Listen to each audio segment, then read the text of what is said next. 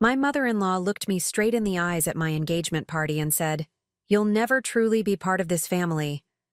She raised her champagne glass with a smug smile, completely unaware that I already owned the mortgage to their sprawling family estate, and with one signature, I could make them all homeless. Before we jump back in, tell us where you're tuning in from, and if this story touches you, make sure you're subscribed. Because tomorrow, I've saved something extra special for you.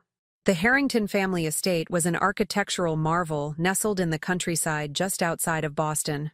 Sprawling gardens, a winding driveway lined with century-old oak trees, and the imposing three-story Victorian mansion that had been in the family for generations. As my fiancé Blake's mother, Victoria Harrington, never tired of reminding me. I stood in the grand ballroom, crystal champagne flute in hand, trying to look like I belonged among Boston's elite. The engagement party was in full swing, a lavish affair with nearly 200 guests, a string quartet in the corner, waiters in pristine white gloves carrying silver trays of hors d'oeuvres, and enough champagne to fill a small swimming pool. This wasn't my world. I grew up in a middle-class neighborhood in Providence, raised by a single father who worked 60-hour weeks as an investment advisor to put me through college. But looking at me now in my designer dress and carefully styled hair, no one would guess my background. No one except Victoria Harrington. She glided through the crowd like royalty, her silver blonde hair twisted into an elegant updo, diamonds glittering at her throat and wrists. When Blake had first introduced us 6 months ago, her smile hadn't reached her eyes. "Eliza Bennett? I don't believe I know any Bennetts in our circle," she'd said, her tone suggesting that was precisely the problem. Blake squeezed my hand now, as we accepted congratulations from yet another couple whose names I'd already forgotten. "They love you," he whispered in my ear, his breath warm against my skin. I smiled up at him, this man who had swept into my life like a hurricane. Blake Harrington, handsome, charming, and heir to one of the oldest financial institutions in New England. We'd met at a charity auction where I was representing my investment firm. He'd bid an obscene amount on a weekend getaway package, then immediately asked me to join him. I'd said no, intrigued but cautious. He'd persisted. 3 months later, he proposed. "Your mother doesn't," I whispered back, keeping my smile firmly in place for the benefit of onlookers. "She's just protective," he said, the same explanation he'd given me countless times before. "She'll come around." Blake was brilliant with numbers and strategy, but he was blind when it came to his mother. Victoria Harrington had no intention of coming around. In her eyes, I was an outsider, a gold digger who had somehow ensnared her precious son. What Blake didn't know, what none of them knew, was that I was far more than the junior investment advisor I claimed to be. "Darling, could I borrow you for a moment?"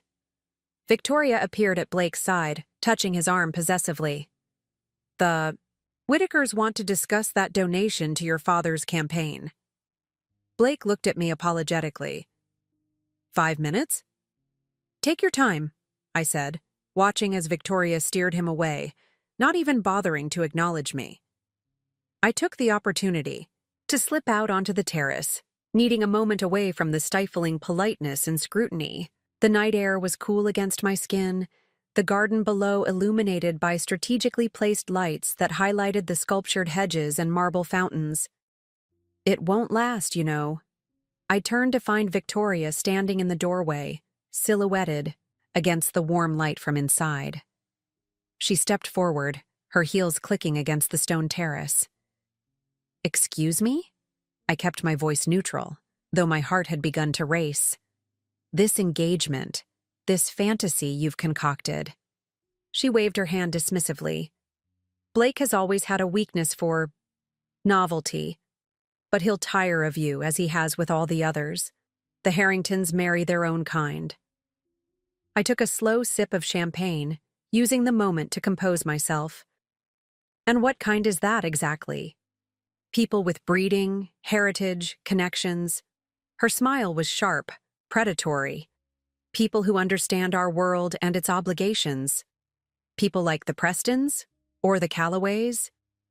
I named two families whose daughters Blake had previously dated, both from impeccable backgrounds, both now married to other men. A flash of irritation crossed her face.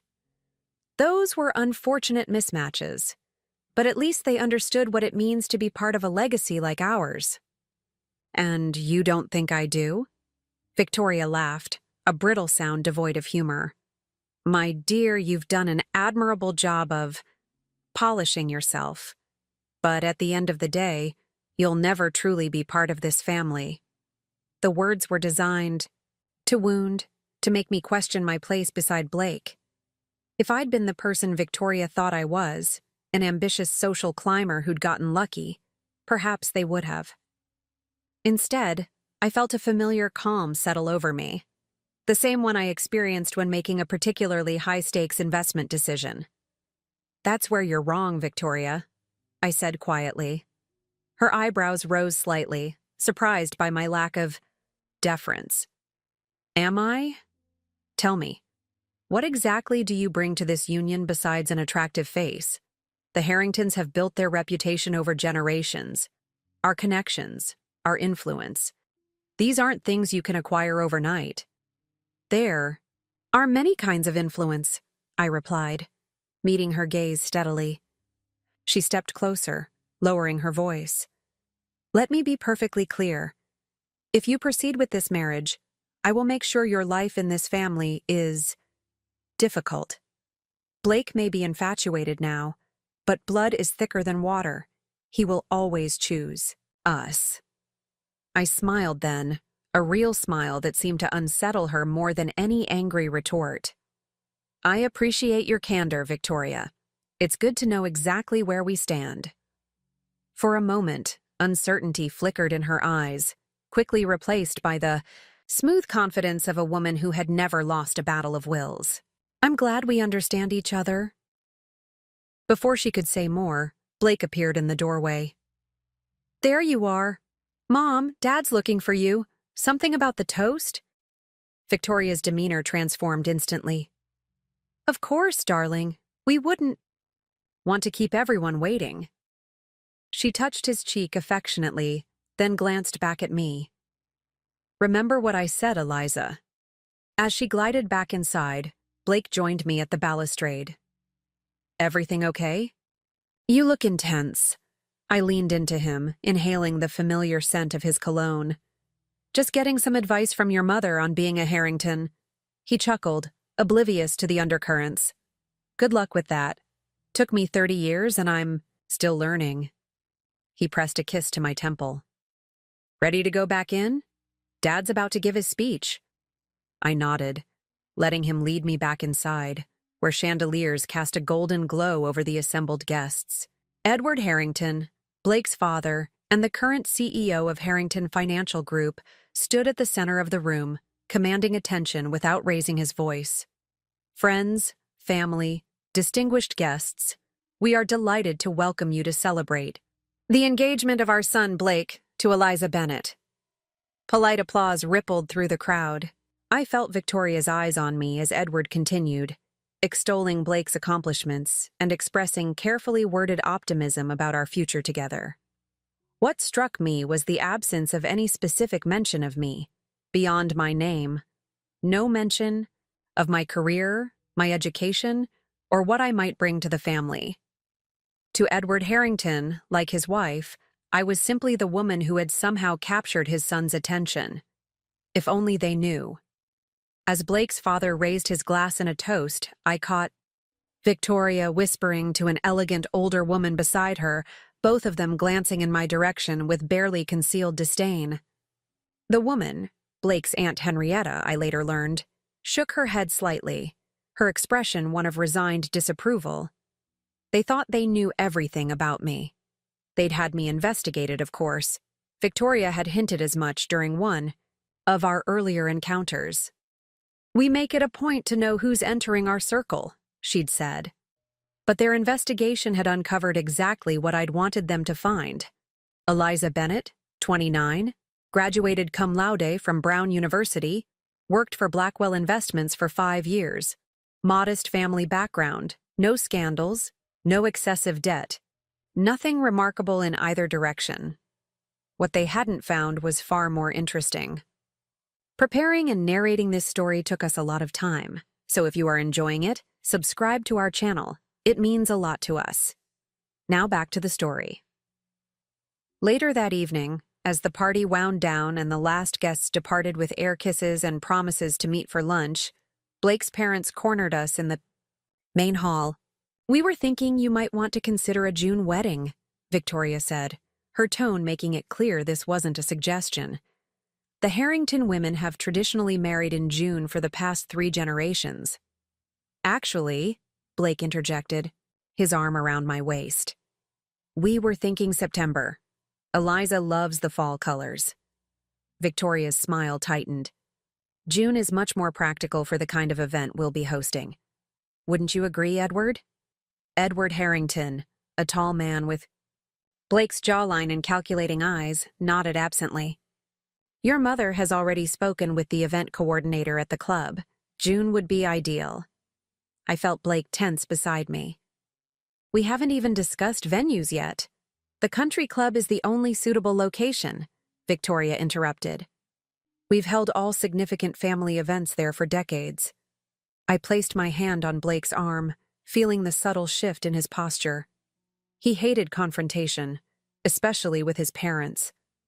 "Perhaps we could discuss this tomorrow. It's been a long evening." Edward checked his watch, an antique Patek Philippe that had belonged to his father. "Yes, it's getting late. Blake, don't forget we have that meeting with the Sumner Group at 10 tomorrow." Blake nodded, dutiful son that he was. "I'll be there," her voice honeyed with false concern. "I only want what's best for Blake." "Of course," I replied, "and so do I." "Good." She patted my hand, her diamond bracelet catching the light. "Then you understand that certain traditions and expectations come with the Harrington name. Blake might fancy himself independent, but he knows his responsibilities." I looked up at the portrait she'd indicated. 4 generations of Harringtons posed in this very house, their expressions serious and entitled. "It's an impressive legacy." "Yes, it is," she said, pride evident in her voice. "One that we've maintained through careful stewardship and selective associations." The implication was clear. In Victoria's mind, I was a temporary distraction.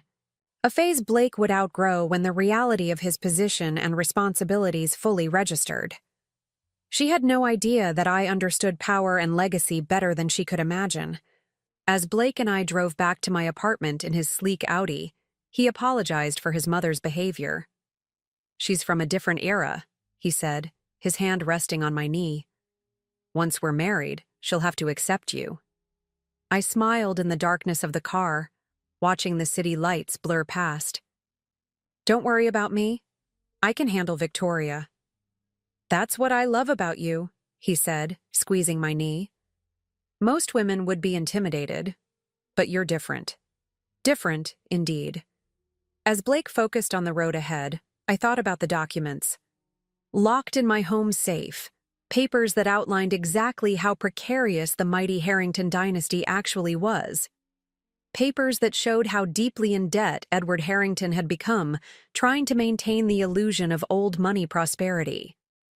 Papers that revealed the Harrington estate, that symbol of generational wealth, was mortgaged to the hilt. A mortgage now owned, through a series of shell companies, by me. Victoria had declared I would never be part of the family. She had no idea how wrong she was. I wasn't just marrying into the Harrington family. I already controlled their most precious possession. The game was just beginning, and Victoria had no idea who she was really playing against. I never set out to own the Harrington family mortgage. In fact, I never intended to cross paths with any of Boston's elite families. Life has a strange way of circling back on itself, and the threads of my past were about to become inextricably tangled with the Harringtons' future.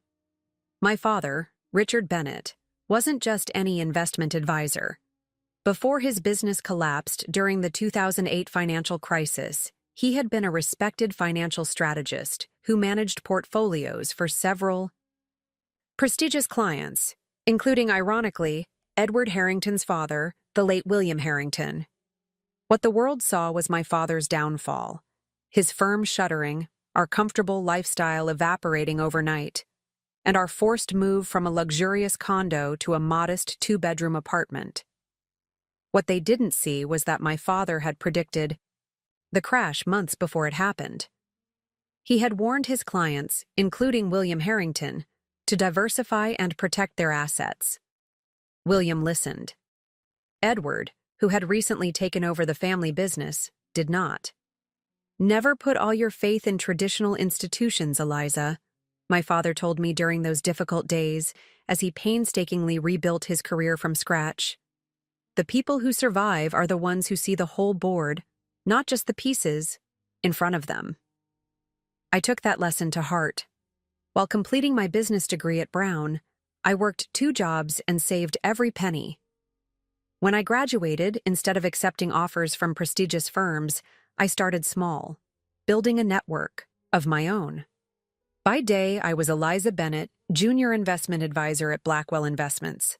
By night, I ran a private consulting firm under a different name, specializing in identifying distressed assets before anyone else noticed their potential.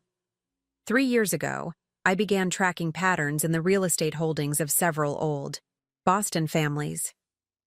The Harringtons caught my attention when they quietly refinanced their estate for the 3rd time in 5 years. Public records showed a pattern of increasing debt, carefully concealed behind a facade of prosperity. The family that had once owned half of Boston's financial district was slowly drowning. I didn't know then that I would meet Blake Harrington at a charity auction. I didn't know that his easy smile and genuine interest in my opinions, so different from his family's later coldness, would capture my heart. I certainly didn't know that I would fall in love with him. But I did know that the Harrington estate's mortgage had been bundled with several other high-value properties and sold to a foreign investment group looking to offload their American assets. And I knew that with the right financing and timing, I could acquire it. It took 8 months of careful negotiation, leveraging contacts across 3 continents, and nearly every cent of capital I had accumulated. But 6 months before meeting Blake, in a twist of fate that still amazes me, I became the majority stakeholder in the company that held the mortgage to the Harrington family estate. The morning after our engagement party, I sat in my office at Blackwell Investments, reviewing quarterly reports while my mind kept drifting back to Victoria's cutting words. My assistant, Natalie, knocked lightly on my door. "Your 10 o'clock is here," she said, ushering in Diane Reynolds, my attorney, and the only person who knew the full extent of my financial maneuvers. "Congratulations are in order, I hear," Diane said when we were alone, setting her leather portfolio on my desk. Tall, with cropped silver hair and sharp eyes that missed nothing, Diane had been my father's attorney before becoming mine. "Your engagement made the society pages." I grimaced. "Along with speculation about what Blake Harrington sees in a newcomer from Providence," I quoted from one particularly snobbish column. Diane laughed. "If they only knew." She withdrew a folder from her portfolio. "I've brought the quarterly reports on your holdings, including the Harrington property." I flipped through the documents, noting the figures with satisfaction. "The interest payments have been late twice now." 3 times, Diane corrected, pointing to a line item. "This came in yesterday, 5 days past due. Not enough to trigger default clauses, but a pattern is emerging." I leaned back in my chair, considering the implications. "Edward Harrington is struggling more than I thought. The question remains," Diane said carefully, "what do you intend to do with this leverage? Now that you're engaged to their son, the situation has complications." It was a fair question. When I'd acquired the mortgage, it had been a business decision, not a personal one. Now it had become both. I have no intention of foreclosing, I said firmly. Despite what his family might think of me, I love Blake. But, Diane prompted, knowing me too well. But I won't be bullied or dismissed by Victoria Harrington either. I closed the folder. For now, we maintain course. I want regular updates on their payment schedule and any changes to the family's financial status. Diane nodded, making a note. And the engagement? How's the future groom taking his mother's obvious disapproval? I sighed, thinking of Blake's unwavering optimism. He thinks she'll come around once we're married. He doesn't see how deep her prejudices run. Will you tell him about the mortgage? It was the question I'd been asking myself since our relationship had become serious. Not yet, I decided. Blake adores his parents, especially his mother. Learning that his father has mismanaged the family finances to this extent would devastate him. And learning that I've known all along might make him question your motives, Diane finished. Fair enough, but secrets have a way of surfacing. Eliza, especially in marriages. After Diane left, I stood by my office window, watching Boston's financial district bustle below. My phone buzzed with a text from Blake. Lunch today? I've missed you. Promise not to talk about June versus September weddings. I smiled despite myself. Blake was the unexpected variable in my carefully constructed equation, the genuine warmth in a family built on cold calculation. I texted back agreeing to meet him, then turned to my computer. With a few keystrokes, I accessed the secure server where I tracked my private investments. The Harrington estate mortgage was just one element in a complex web of assets I'd acquired. Many of Boston's elite would be shocked to learn that the quiet advisor they barely noticed at social functions held significant leverage over their financial futures. But Victoria Harrington had made this personal. "You'll never truly be part of this family," she'd said, looking down at me from her perceived height of social superiority. Little did she know that her family's continued occupation of their ancestral home depended entirely on my goodwill. I had no desire to destroy the Harringtons, but I would not be treated as an outsider, a gold digger, or a temporary inconvenience. Victoria had drawn the battle lines. Now I would show her exactly who she was dealing with. The question was how to proceed without hurting Blake in the process. He remained blissfully unaware of his family's financial precariousness and of my true financial position. In his mind, I was a hard-working investment advisor who lived comfortably but modestly. He loved that I wasn't impressed by his family, name, or wealth. Ironically, the very qualities that made Victoria distrust me. My intercom buzzed. "Ms. Bennett? Mr. Harrington is on line 1. For a moment, I thought it might be Blake, calling to confirm our lunch plans, but the formal announcement suggested otherwise. "This is Eliza Bennett," I answered, keeping my tone professional. "Ms. Bennett." Edward Harrington's deep voice filled the line. "I hope I'm not interrupting anything important." "Not at all, Mr. Harrington. What can I do for you?" My pulse quickened slightly, wondering if somehow he had discovered my connection to their mortgage. "I was hoping we might have lunch this week," he said smoothly, without Blake or Victoria, just the two of us. I kept my surprise from showing in my voice. "Of course. May I ask what this is regarding?" There was a brief pause. "Let's just say I'd like to get to know my future daughter-in-law better. How about tomorrow at Le Méridien, noon?" "I'll be there," I agreed, curiosity piqued. After hanging up, I sat motionless, mind racing. What did Edward want? Had he discovered something about me? Or was this simply an attempt to evaluate me more thoroughly as Blake's chosen partner? Whatever his game, I would be prepared. Unlike Victoria, who wielded her social status like a weapon, Edward was more subtle, more strategic. He hadn't built the Harrington Financial Group into what it was by being obvious in his tactics. As I prepared to meet Blake for lunch, I reviewed what I knew about Edward Harrington. Behind his polished exterior and impeccable pedigree lurked a ruthless businessman who had expanded the family empire through a series of aggressive acquisitions in the 90s and early 2000s.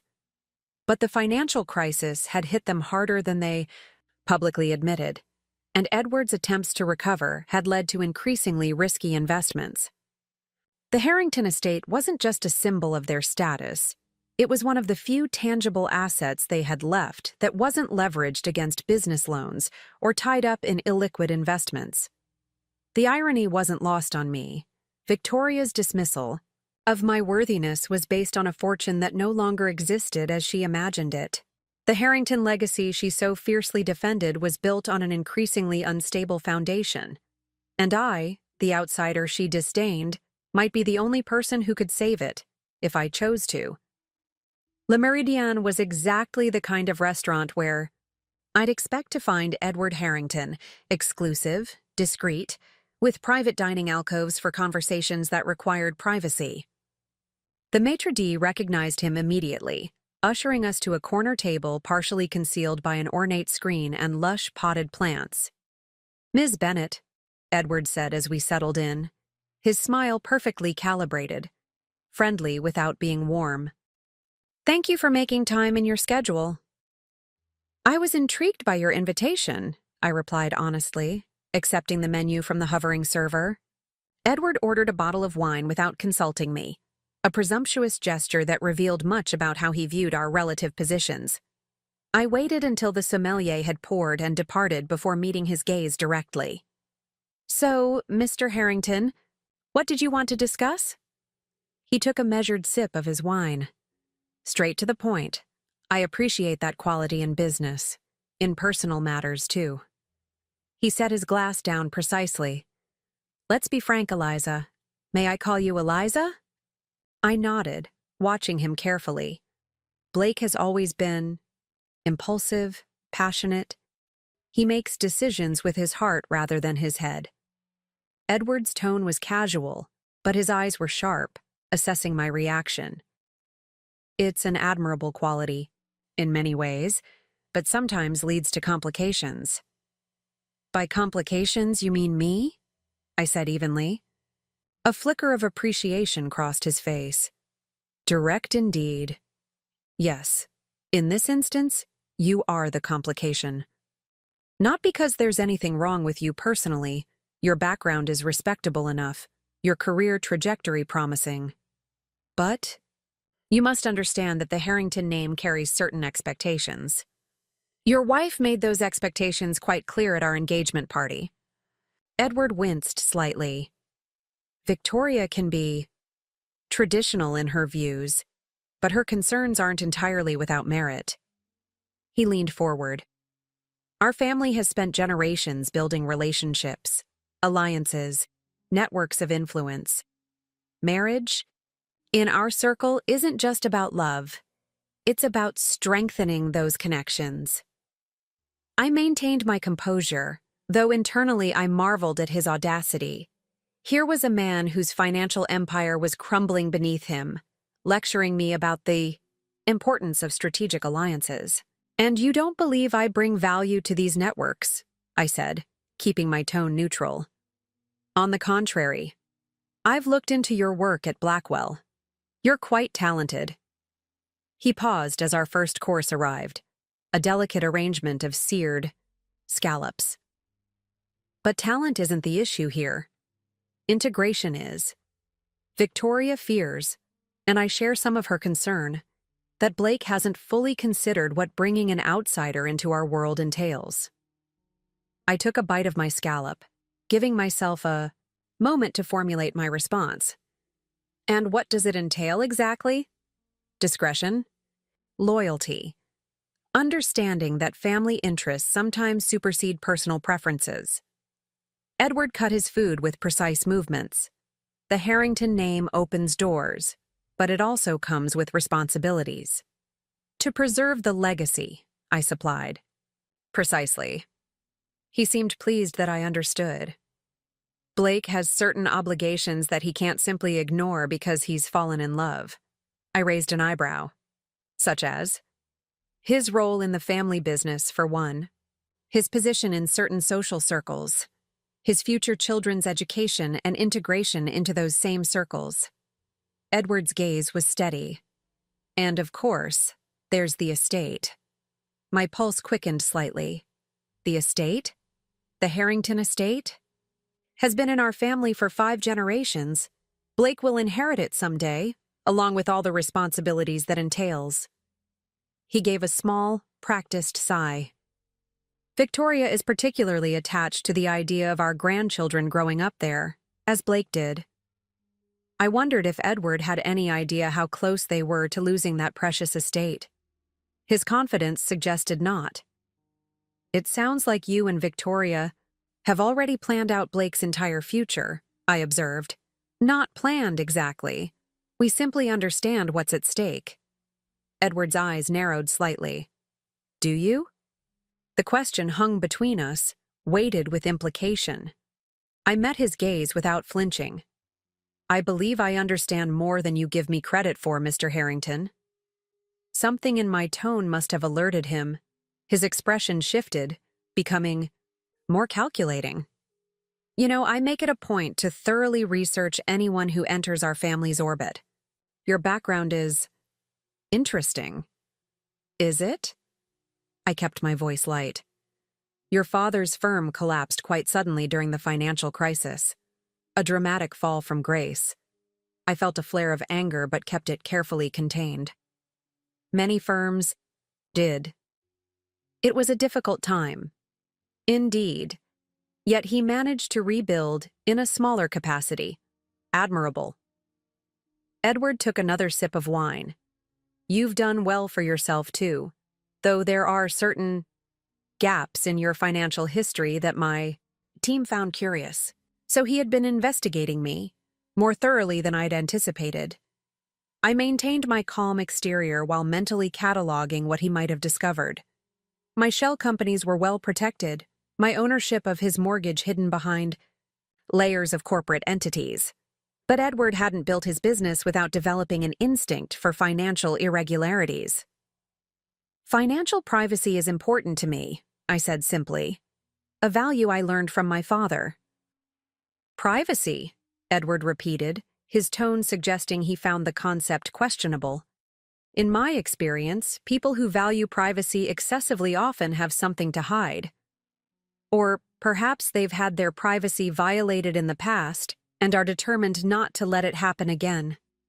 I set down my fork. My father was unfairly vilified after the crash. Reporters camped outside our apartment. Former friends suddenly couldn't remember his name. It was an education in how quickly people can turn on you when circumstances change. Edward studied me as if seeing me in a new light. You're protective of him. Wouldn't you be protective of someone who sacrificed everything to ensure you had opportunities? A hint of genuine respect flickered in his eyes. Fair point. He sat back. Let me be direct, Eliza. I'm not opposed to your marriage to Blake. But I do have concerns about how you'll fit into our world. And what would alleviate those concerns? A demonstration of your commitment to the Harrington legacy. He spoke casually, but I could sense the calculation behind his words. Perhaps a prenuptial agreement to protect certain family assets. Perhaps your involvement in some of our charitable foundations to help integrate you into the right circles before the wedding. And there it was, the real purpose of this lunch. Edward wasn't trying to scare me away, he was trying to control me, to establish the power dynamic early. Victoria wanted me gone. Edward wanted me neutralized and assimilated. I see, I said, keeping my voice level. And if I were to decline these suggestions? Edward's smile didn't reach his eyes. Then I'm afraid Victoria's concerns would seem more justified. Blake values our opinion, Eliza. He always has. The threat was thinly veiled.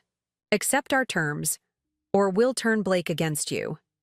I wondered if Blake knew his parents were having this conversation with me.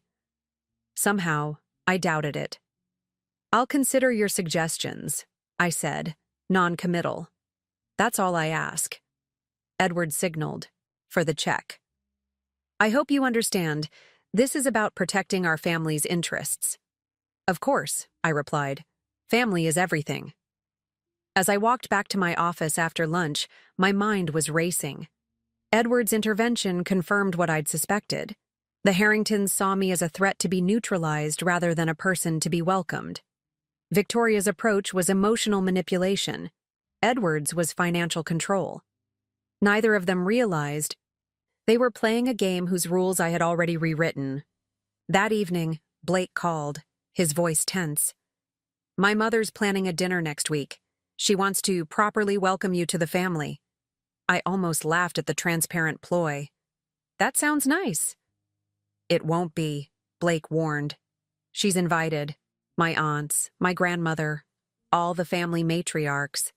It's basically an inquisition disguised as a dinner party. I can handle your mother, I assured him.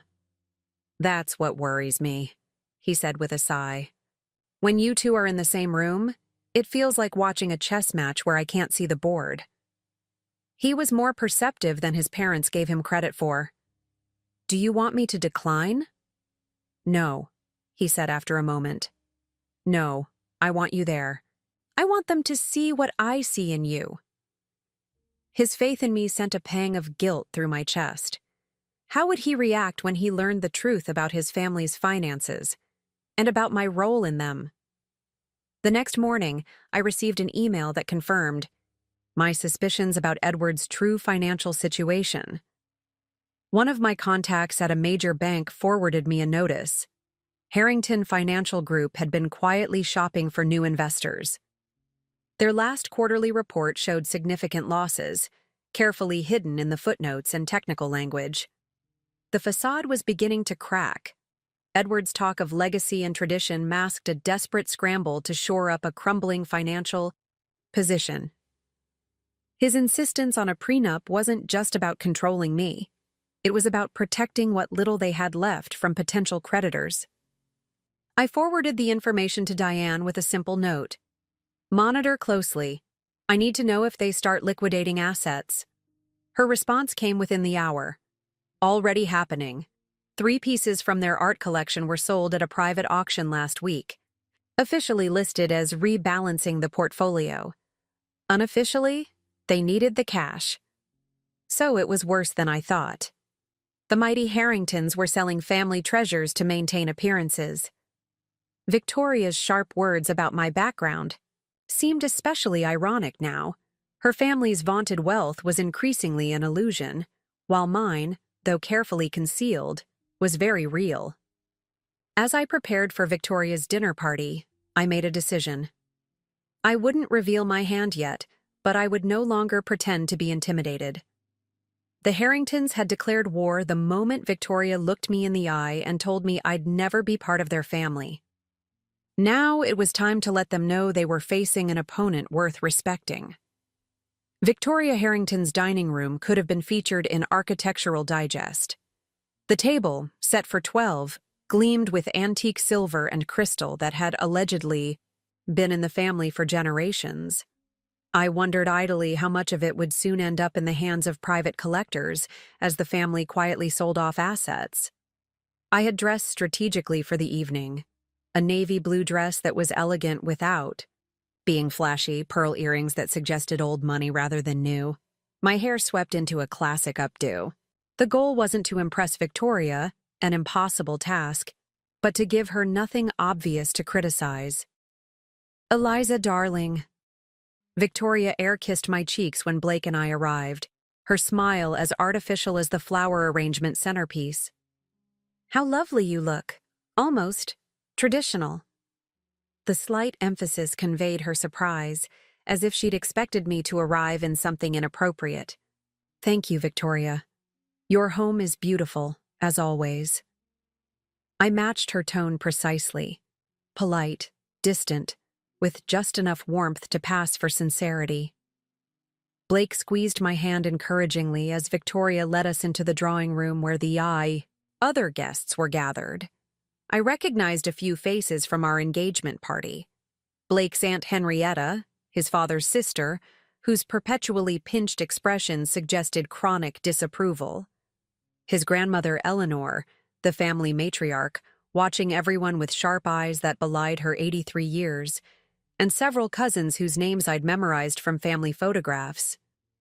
"Everyone," Victoria announced. "You remember Blake's fiancée, Eliza Bennett." The resulting murmurs of greeting varied from barely polite to genuinely curious. I felt their collective assessment, the outsider who had somehow captured Blake Harrington, their golden boy. "So, Eliza," Aunt Henrietta began almost immediately, "Victoria tells me you're in finance. How interesting. Women weren't in those roles in my day." "The industry has evolved," I replied smoothly, though not as quickly as one might hope. "And your family?" Eleanor Harrington asked, her voice carrying the distinctive Boston Brahmin accent that had mostly faded from younger generations. "Bennett, was it? I don't recall any Bennetts in our circle." "My family is from Providence originally," I said, accepting a glass of champagne from a passing server. "Ah, Providence." The way she said it made the city sound like a particularly undesirable suburb. "And what did your father do there?" Blake tensed beside me, but I placed a calming hand on his arm. "My father was an investment advisor. He managed portfolios for several notable clients." "Was." Eleanor caught the past tense immediately. "He still consults, but on a smaller scale now." Victoria's smile tightened almost imperceptibly. "Eliza's father experienced some setbacks during the financial crisis." The way she phrased it made it sound as if my father had been personally responsible for the global economic collapse. I felt a flash of anger, but channeled it into a calm smile. "Many did," I replied, "including some of Boston's oldest institutions. Adaptation is essential for survival in finance." Edward, who had been quietly observing from near the fireplace, raised his eyebrows slightly at this. He knew exactly which old institutions I was referencing, including his own. Dinner proved to be the anticipated inquisition, with questions about my education, my career aspirations, my views on everything from politics to child-rearing. Each question came wrapped in politeness, but carried an undercurrent of judgment. "And where do you see yourself in 5 years, Eliza?" Henrietta asked over the main course. "Still working, I presume? Though, of course, once children arrive." "I intend to continue my career," I said firmly. "I believe in setting an example of professional dedication." "How modern," Victoria murmured, in a tone that suggested this was not a compliment. "Though the Harrington wives have traditionally focused on family and philanthropy. It's quite a demanding role, managing the social obligations alone." "I'm sure Eliza will find her own way to contribute," Blake interjected, his patience visibly wearing thin. "She's already involved with several charitable organizations." "Yes, but Harrington women typically chair the boards of certain specific charities," Victoria countered. "There are expectations, Blake. Perhaps it's time for new perspectives." "On those expectations," I suggested mildly. "After all, even the most established traditions occasionally benefit from fresh approaches." Eleanor's shrewd gaze fixed on me. "You speak of change as if it's inherently valuable, young woman. Some things endure for a reason." "I agree," I replied, meeting her eyes directly. "Value endures. Superficial trappings often don't." A momentary silence fell over the table. I had come dangerously close to suggesting that the Harrington traditions might be among those superficial trappings. Edward cleared his throat. "Eliza makes an interesting point. Adaptation has always been key to the Harrington success. We've survived by recognizing when to hold firm and when to evolve." His intervention surprised me. Was he actually supporting my position, or simply trying to diffuse tension? "Speaking of evolution," I said, seizing the opening, "I've been reading about the changing landscape in Boston's financial sector. Some fascinating developments." Edward's eyes narrowed slightly. such as the shift in investment patterns, particularly among older firms. There seems to be a move toward liquidating traditional holdings in favor of more immediate assets. Victoria looked confused, but Edward understood perfectly.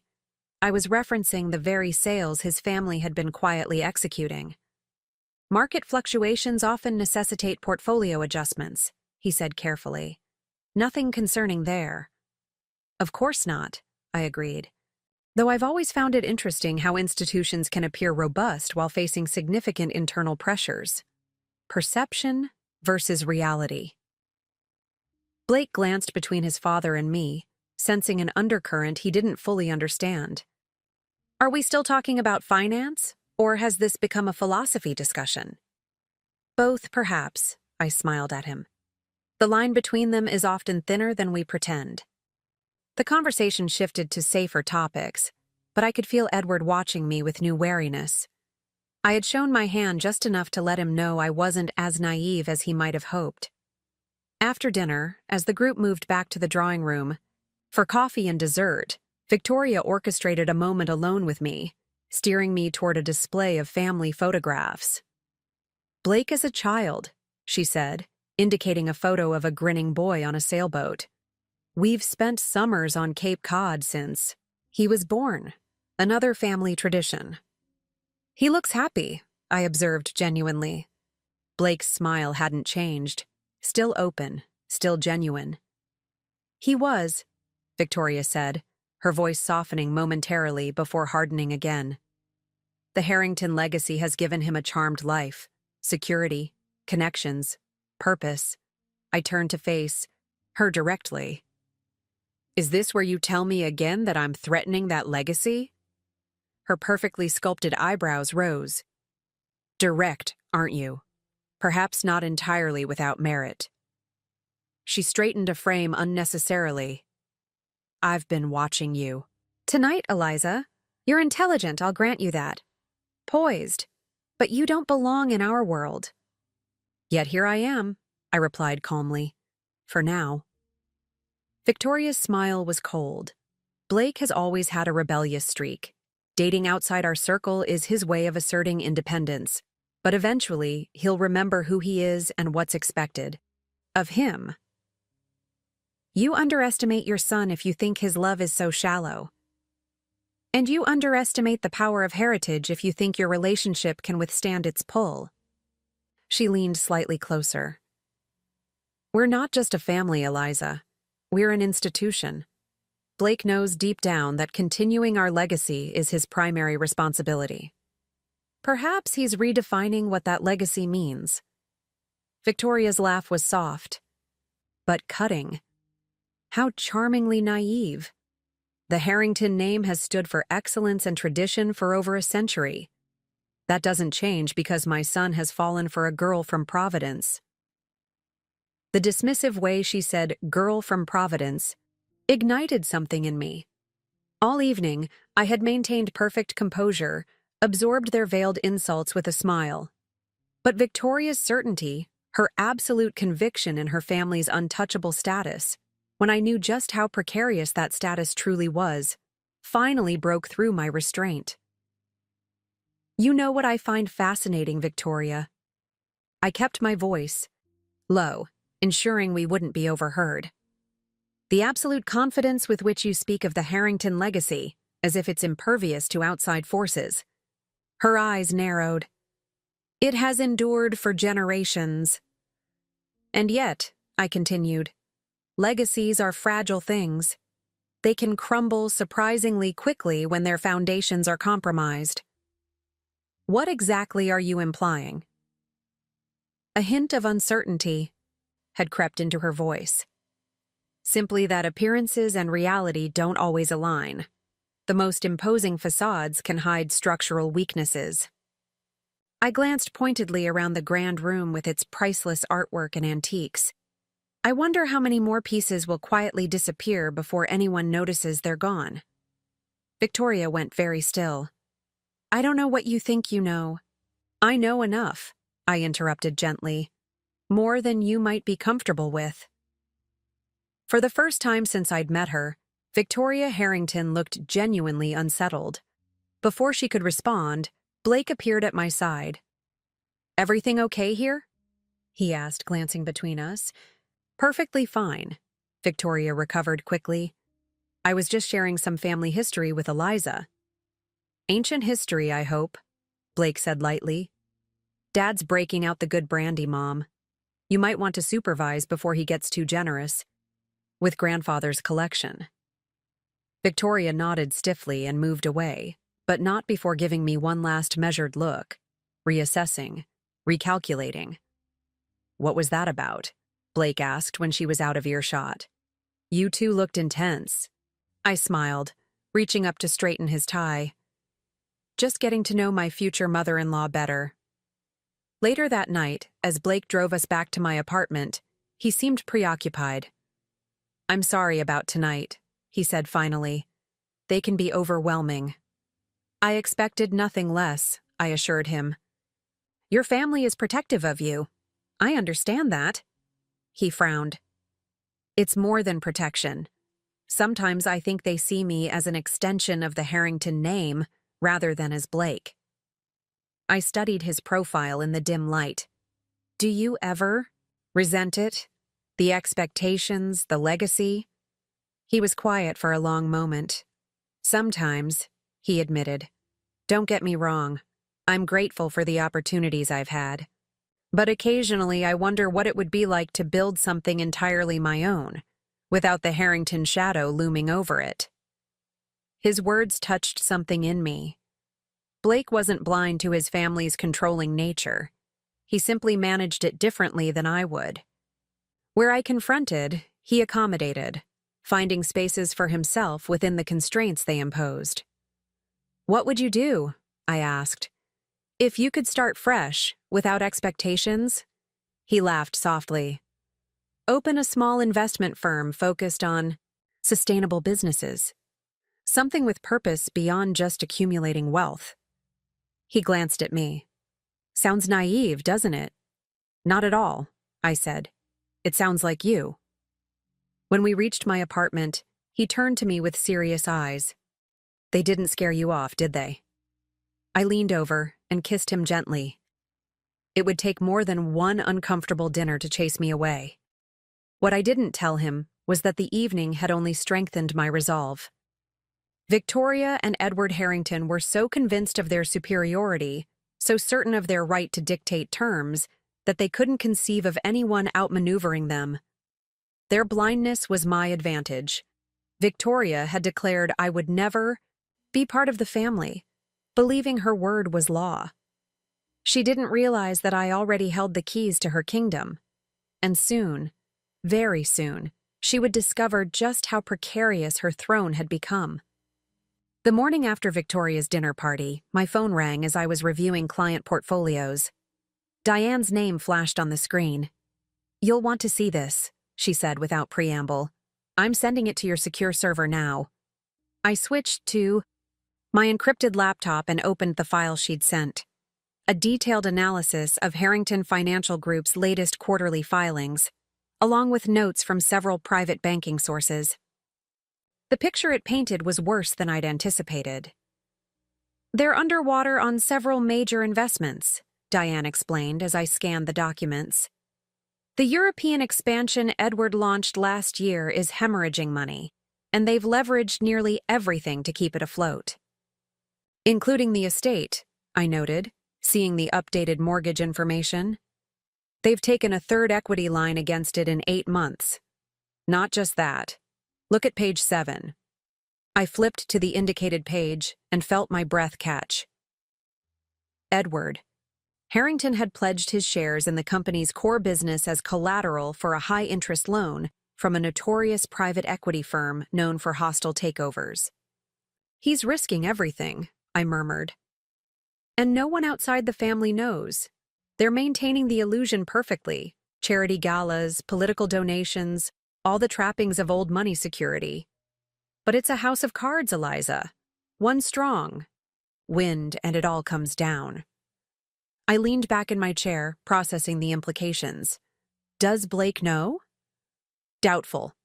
From what we've gathered, Edwards kept the extent of the trouble hidden from everyone except possibly Victoria. Even the board has only seen carefully sanitized reports. After ending the call with Diane, I sat motionless, thinking. The Harringtons weren't just facing financial difficulty. They were on the brink of collapse, and Edward's desperate maneuvers were only accelerating the inevitable. The man who had condescendingly lectured me about family responsibility was gambling with his family's entire future. And Blake, my Blake, with his dreams of sustainable investing and genuine value creation, had no idea he was about to inherit a legacy built on sand. My intercom buzzed. "Ms. Bennett, Mr. Blake Harrington is here to see you." I quickly closed my laptop. "Send him in." Blake entered with a bouquet of lilies, my favorite, and a tired smile. "Surprise," he said, bending to kiss me. "I was in the neighborhood for a meeting and thought I'd kidnap you for lunch." "Perfect timing," I said, accepting the flowers. "I was just thinking about you." He dropped into the chair across from my desk with a sigh. "Thinking about how you can still back out of this engagement after meeting the full Harrington Inquisition." "Squad?" I laughed, despite my churning thoughts. It would take more than one uncomfortable dinner to scare me off. Besides, I thought your grandmother rather liked me. "Grandmother Eleanor likes anyone who stands their ground with Mother," Blake said wryly. "She complains constantly about how Victoria runs the family, but then sits back and watches like it's a spectator sport." I arranged the lilies in a vase, buying myself time to decide how much to probe. "Speaking of running things, how involved are you in the day-to-day operations at Harrington Financial?" He shrugged. "I handle client relationships mostly. Some product development. Dad keeps the financial side close to his chest." A shadow crossed his face. "He's always been that way, secretive about the numbers. Says I need to learn the human side of the business first." "Or he's keeping you in the dark because he knows you'd question his decisions," I thought, but didn't say. "Any particular reason you're asking?" Blake looked curious rather than suspicious. I kept my tone casual. "Just wondering about the family. Business I'll be marrying into. After all, it'll be yours someday."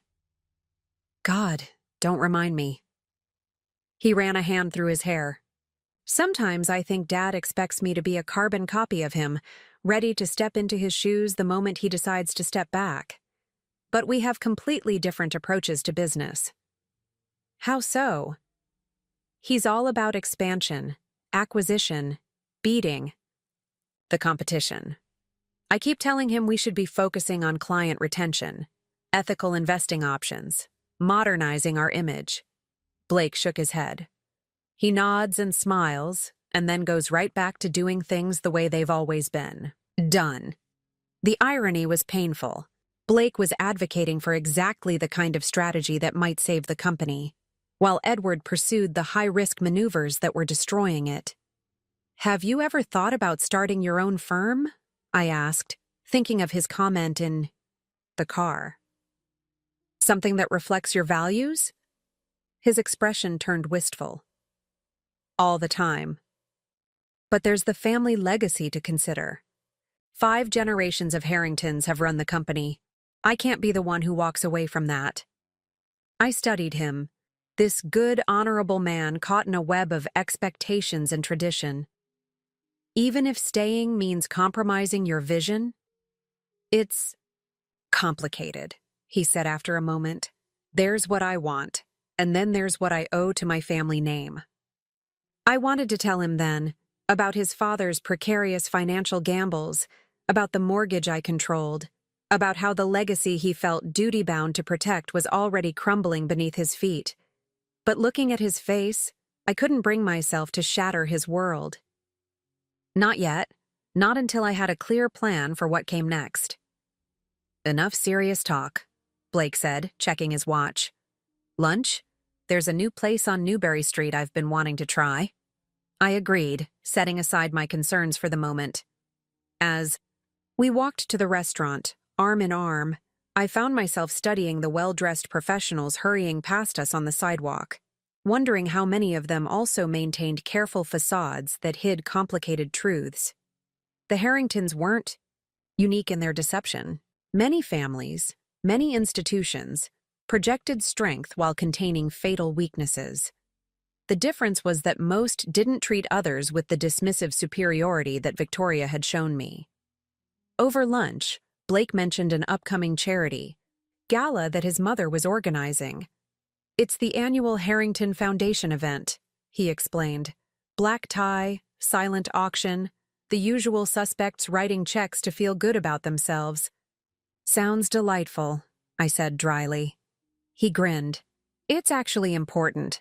The foundation funds educational programs for underprivileged kids. One of the few family traditions I fully support." His expression turned serious. "I'd really like you to be there. As my fiancé, not just as my date." I understood the distinction. This would be my first official appearance as Blake's future wife at a Harrington-sponsored event. Of course I'll be there. Fair warning, Mother is the chair of the foundation. She'll be in her element, running everything and everyone. "I can handle Victoria," I assured him, though I was already thinking about the opportunity this event presented. A public gathering of Boston's elite, with the Harringtons center stage, maintaining their illusion of unassailable prosperity. It might be the perfect setting for the next move in our unspoken game. After lunch, I returned to my office to find a message from an unexpected source. Eleanor Harrington requested I join her for tea the following afternoon. No explanation, just an address and time, delivered by her personal assistant. Curious and cautious, I accepted. Blake's grandmother had observed more than she'd participated at the dinner party, but I hadn't missed her shrewd assessment of every interaction. If Victoria was the Harrington family's sword, Eleanor was its eyes. The address turned out to be a private room at the Boston Athenaeum, one of the city's oldest libraries and cultural institutions. I found Eleanor already seated when I arrived, a silver tea service before her and a stack of leather-bound books at her elbow. "Ms. Bennet," she greeted me, gesturing to the chair opposite. "Prompt. I appreciate that." "Mrs. Harrington," I replied, taking the seat. "Thank you for the invitation." She poured tea with practiced precision, her hands steady despite her age. "I wanted to speak with you privately, away from Victoria's theatrics and Edward's posturing." I accepted the delicate teacup she offered. "May I ask why?" Eleanor's piercing blue eyes, so like Blake's, assessed me openly. "You intrigue me. Most of Blake's young women have wilted under Victoria's scrutiny. You push back, subtly but definitively." "I respect the Harrington family," I said carefully, "but I won't be intimidated by it." A hint of a smile touched her lips. "Precisely. What makes you interesting?" She took a sip of her tea. "You know, I wasn't born a Harrington. I married into this family 60 years ago, when it was William Harrington, Edward's father, who sat at the head of the table." This surprised me. Eleanor seemed so thoroughly embedded in the family mythology that I'd assumed she was a Harrington by birth. "Victoria forgets that," Eleanor continued. "She speaks of Harrington traditions as if they're written in stone, when many of them began with me." She set down her cup with a decisive click. I was a Cabot, from a family that considered the Harringtons knew money upstarts. My father nearly disowned me for marrying William. I leaned forward, genuinely interested. "What changed his mind?" "Nothing. He went to his grave disapproving of my choice." Eleanor's smile was sharp with old satisfaction. "But I built this family into what it is today. The social connections, the political influence, the philanthropic footprint, those were my contributions. Victoria simply maintains what I created." I was beginning to understand why she'd wanted this meeting. "You're saying the Harrington legacy isn't as fixed as Victoria pretends." "Legacies evolve, Ms. Bennet. They must, or they die." Eleanor folded her hands in her lap. Victoria fears change because she lacks the vision to shape it. Edward fears it because he's made too many mistakes to weather it. Her frank assessment of her son and daughter-in-law caught me off guard. You're very candid, Mrs. Harrington. At my age, one hasn't time for pretense. She studied me with those penetrating eyes. You know about the financial troubles, don't you? Not just rumors. You have details. For a moment, I considered denying it, but something in her expression told me she would see through any evasion. Yes. She nodded, unsurprised. I thought as much. The question is, what do you intend to do with that knowledge? That depends, I said carefully. What do you think I should do with it? Eleanor laughed, a surprisingly warm sound. Clever? Girl, you answer a question with a question. She leaned back in her chair, regarding me thoughtfully. Edward has overextended himself catastrophically. Victoria refuses to acknowledge reality. And Blake, dear idealistic Blake, remains blissfully oblivious to the precipice we're approaching. And you? I asked. I'm too old to save them from themselves, she said with a sigh, but not too old to recognize someone who might. Her gaze sharpened. You're more than you appear to be, Eliza Bennet. Your understanding of financial matters extends beyond what your position at Blackwell would suggest. I remained silent, neither confirming nor denying. Blake loves you, Eleanor continued. That much is obvious. The question is whether you love him enough to help salvage what can be saved of his inheritance. I love Blake for who he is, I said firmly, not for his name or his supposed inheritance. A pretty sentiment. But if you truly care for him, you must care about the legacy that has shaped him. Eleanor picked up her teacup again. The Harrington name may not matter to you, Ms. Bennet, but it matters deeply to my grandson. What would destroy Edward and Victoria would merely wound them, their pride, their social standing. But for Blake, watching the family legacy crumble would cut to his very core.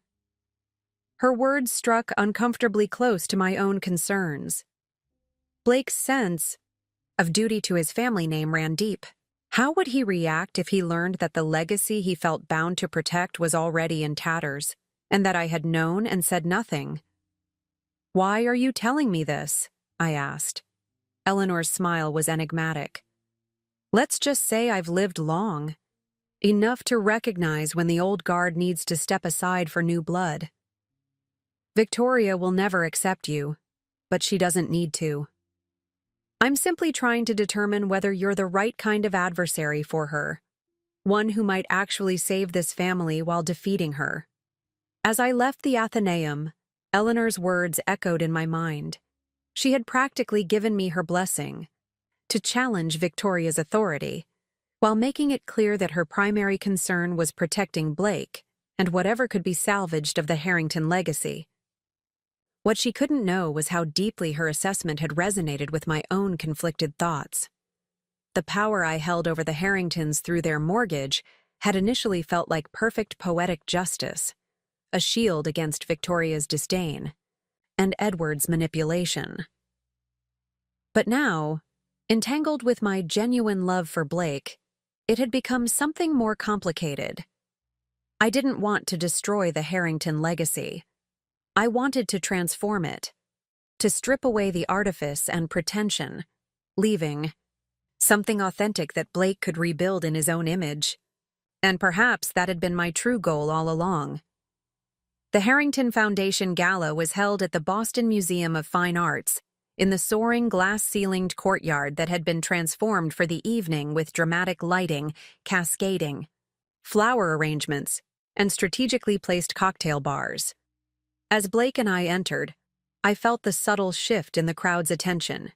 Curious glances, whispered comments behind gloved hands, the assessment of Boston society taking full measure of Blake Harrington's controversial fiancé. I'd chosen my gown carefully, a deep emerald silk that was elegant without being ostentatious, complemented by a simple diamond pendant and matching earrings. Blake, resplendent in his tuxedo, kept his hand at the small of my back as we navigated. The crowd, stopping frequently to exchange greetings with people whose names I'd memorized from the guest list I'd studied beforehand. Blake, darling. Victoria materialized before us, stunning in midnight blue, diamonds glittering at her throat and wrists. You're late. The Whitakers have been asking for you. Mother? Blake leaned in to kiss her cheek. You remember Eliza? Victoria's smile didn't reach her eyes. Of course. Lovely dress, dear. So, appropriate. The emphasis suggested she'd expected me to commit some fashion faux pas that would embarrass Blake. Thank you, Victoria. The foundation has done an amazing job with the event. I was just admiring the centerpieces. Yes, well, presentation matters in these circles. Her gaze swept over me one last time before returning to Blake. The governor's here. He specifically asked to speak with you about that healthcare initiative. I'll find him later, Blake promised. Right now, I'd like to introduce Eliza to some people. Victoria's smile tightened fractionally. Of course. Though do make time for the Whitakers. Caroline's daughter just graduated from Harvard Law. As she glided away, Blake sighed. Sorry. She's still stuck on the idea that I should have married Caroline Whitaker. We dated for about 3 minutes in college. And she has a Harvard Law degree, I teased. Clearly superior to my mere Brown economics degree. He laughed, relaxing slightly. Come on, there are some people I actually want you to meet. For the next hour, we circulated through the crowd, Blake introducing me to colleagues, friends, and family connections. Some were genuinely welcoming. Others maintained the same polite frost that characterized Victoria's interactions with me. I cataloged each face, each name, building my mental map of the Harrington social universe. Edward found us as we were examining items in the silent auction. Blake, Senator Williams was asking about you. He's by the South Bar. Blake hesitated, glancing at me. Go ahead, I encouraged him. I'm perfectly capable of bidding on auction items without supervision. Once Blake had reluctantly departed, Edward turned to me with an appraising look. You clean up well, Eliza. One might almost mistake you for someone who belongs here. I smiled pleasantly. High praise indeed, Edward. Though I wonder, what exactly does belonging entail in your world? Is it just appearance, or is there something more substantive? A flicker of wariness crossed his face. Since our lunch at Le Méridien, he'd been keeping a careful distance, uncertain of exactly how much I knew about his financial situation. Substance is certainly part of it, he said carefully. Understanding the responsibilities that come with privilege, maintaining certain standards, protecting family interests. Interesting that you mention family interests. I examined a listing for a week at a luxury villa in Tuscany, noting the current bid. I've been thinking a lot about what truly serves a family's long-term interests. Sometimes what appears protective in the short term can be destructive over time. Edward's expression hardened slightly. If you have something specific to say, Eliza, perhaps you should say it directly. I turned to face him. All right. I know about the equity line against the estate. I know about the loans leveraged against your company shares. I know that Harrington Financial Group is one bad quarter away from a liquidity crisis. He blanched, glancing quickly around to ensure no one was within earshot. That's absurd, he said, but his voice lacked conviction. It's documented, I replied calmly. The question is, does Blake know how precarious his inheritance has become? Edward's composure slipped further. You wouldn't dare. Actually, I've been protecting him from the truth, but I wonder how long that's fair to him. After all, he'll eventually inherit this situation. What exactly do you want? Edward's voice had dropped to a tense whisper. For now?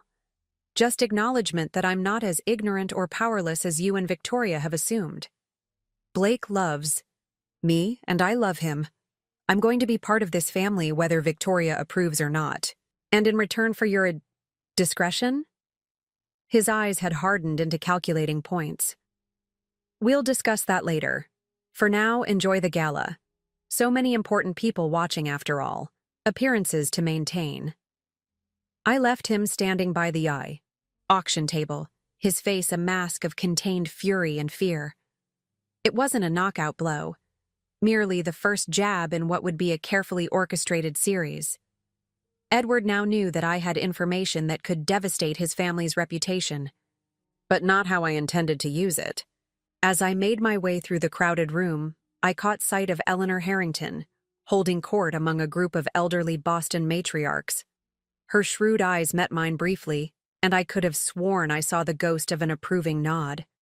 I found Blake deep in conversation with a silver-haired man I recognized as Senator Williams. He brightened when he saw me, immediately drawing me into their circle. "Senator, this is my fiancée, Eliza Bennett. Eliza, Senator Robert Williams." "A pleasure, Ms. Bennett." The senator's handshake was firm, his assessment swift and comprehensive. "Blake tells me you're in finance as well." "Investment management," I confirmed, though on a somewhat smaller scale than Harrington Financial. "Scale isn't everything," he said, surprising me with his candor. "In fact, I was just telling Blake that some of the most innovative approaches are coming from boutique firms focusing on targeted investments rather than broad market plays." "My thoughts exactly," I said, warming to him. "Especially as clients become more concerned with where their money is going, not just what return it's generating." The senator nodded approvingly. "Precisely the point I've been making to Edward. For years, though he remains committed to the old models." He turned to Blake. "Your fiancé understands the shifting landscape. That's refreshing." The conversation continued, and I found myself genuinely enjoying the senator's insights. He was that rarity in politics, someone who actually understood the financial systems he helped regulate. When he eventually excused himself to greet other guests, Blake squeezed my hand. "He liked you," he said, sounding pleased but not surprised. "He's more forward-thinking than I expected.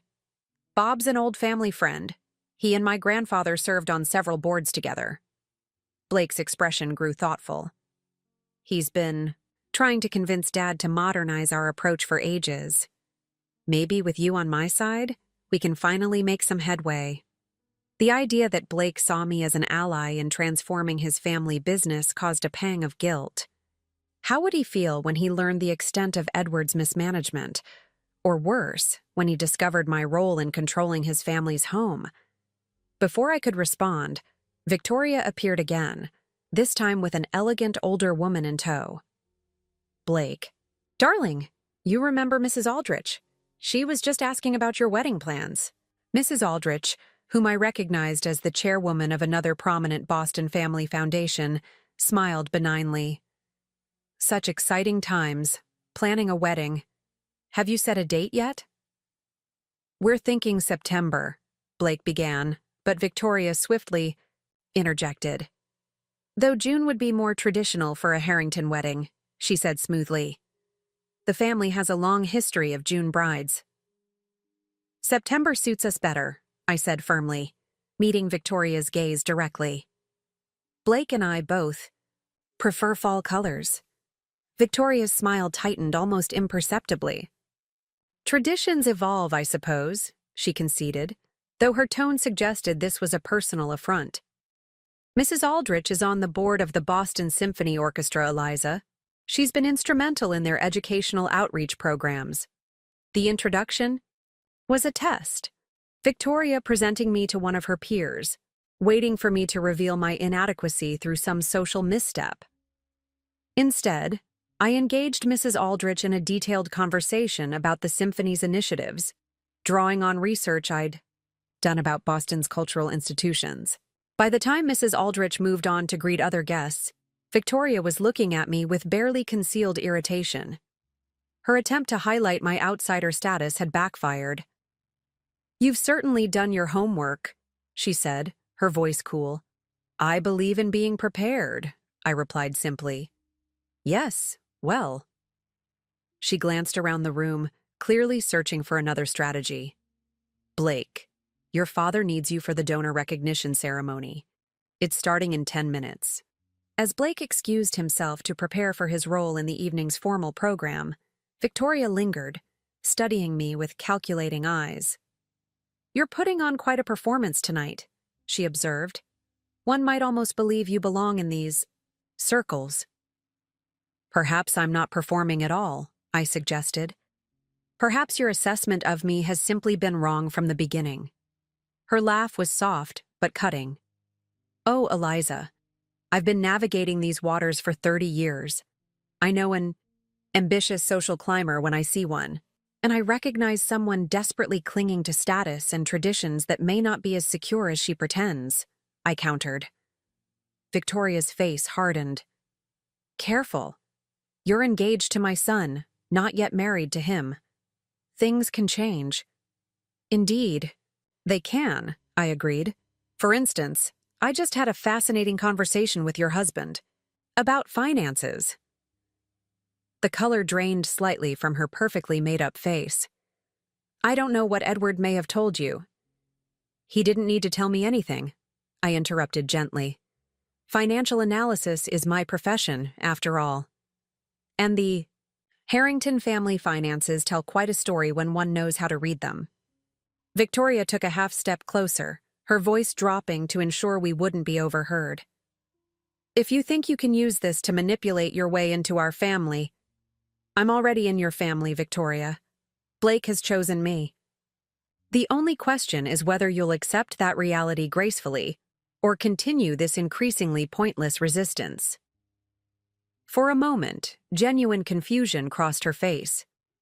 She had expected me to be either intimidated by her or obviously mercenary, someone she could dismiss or buy off. My calm confidence unsettled her deeply. Who are you, really? She asked, studying me with new wariness. Exactly who I appear to be, I replied. The woman who loves your son. The woman who will be his wife. And perhaps, if you can move beyond your prejudices, an ally rather than an adversary. Before she could respond, the evening's program began, with Edward Harrington taking the podium to welcome donors and recognize major contributors to the I Foundation. Victoria gave me one last measuring look before moving to take her place in the front row. I watched as Edward delivered his practiced speech, all confidence and charm, showing no sign of the fear I'd glimpsed earlier.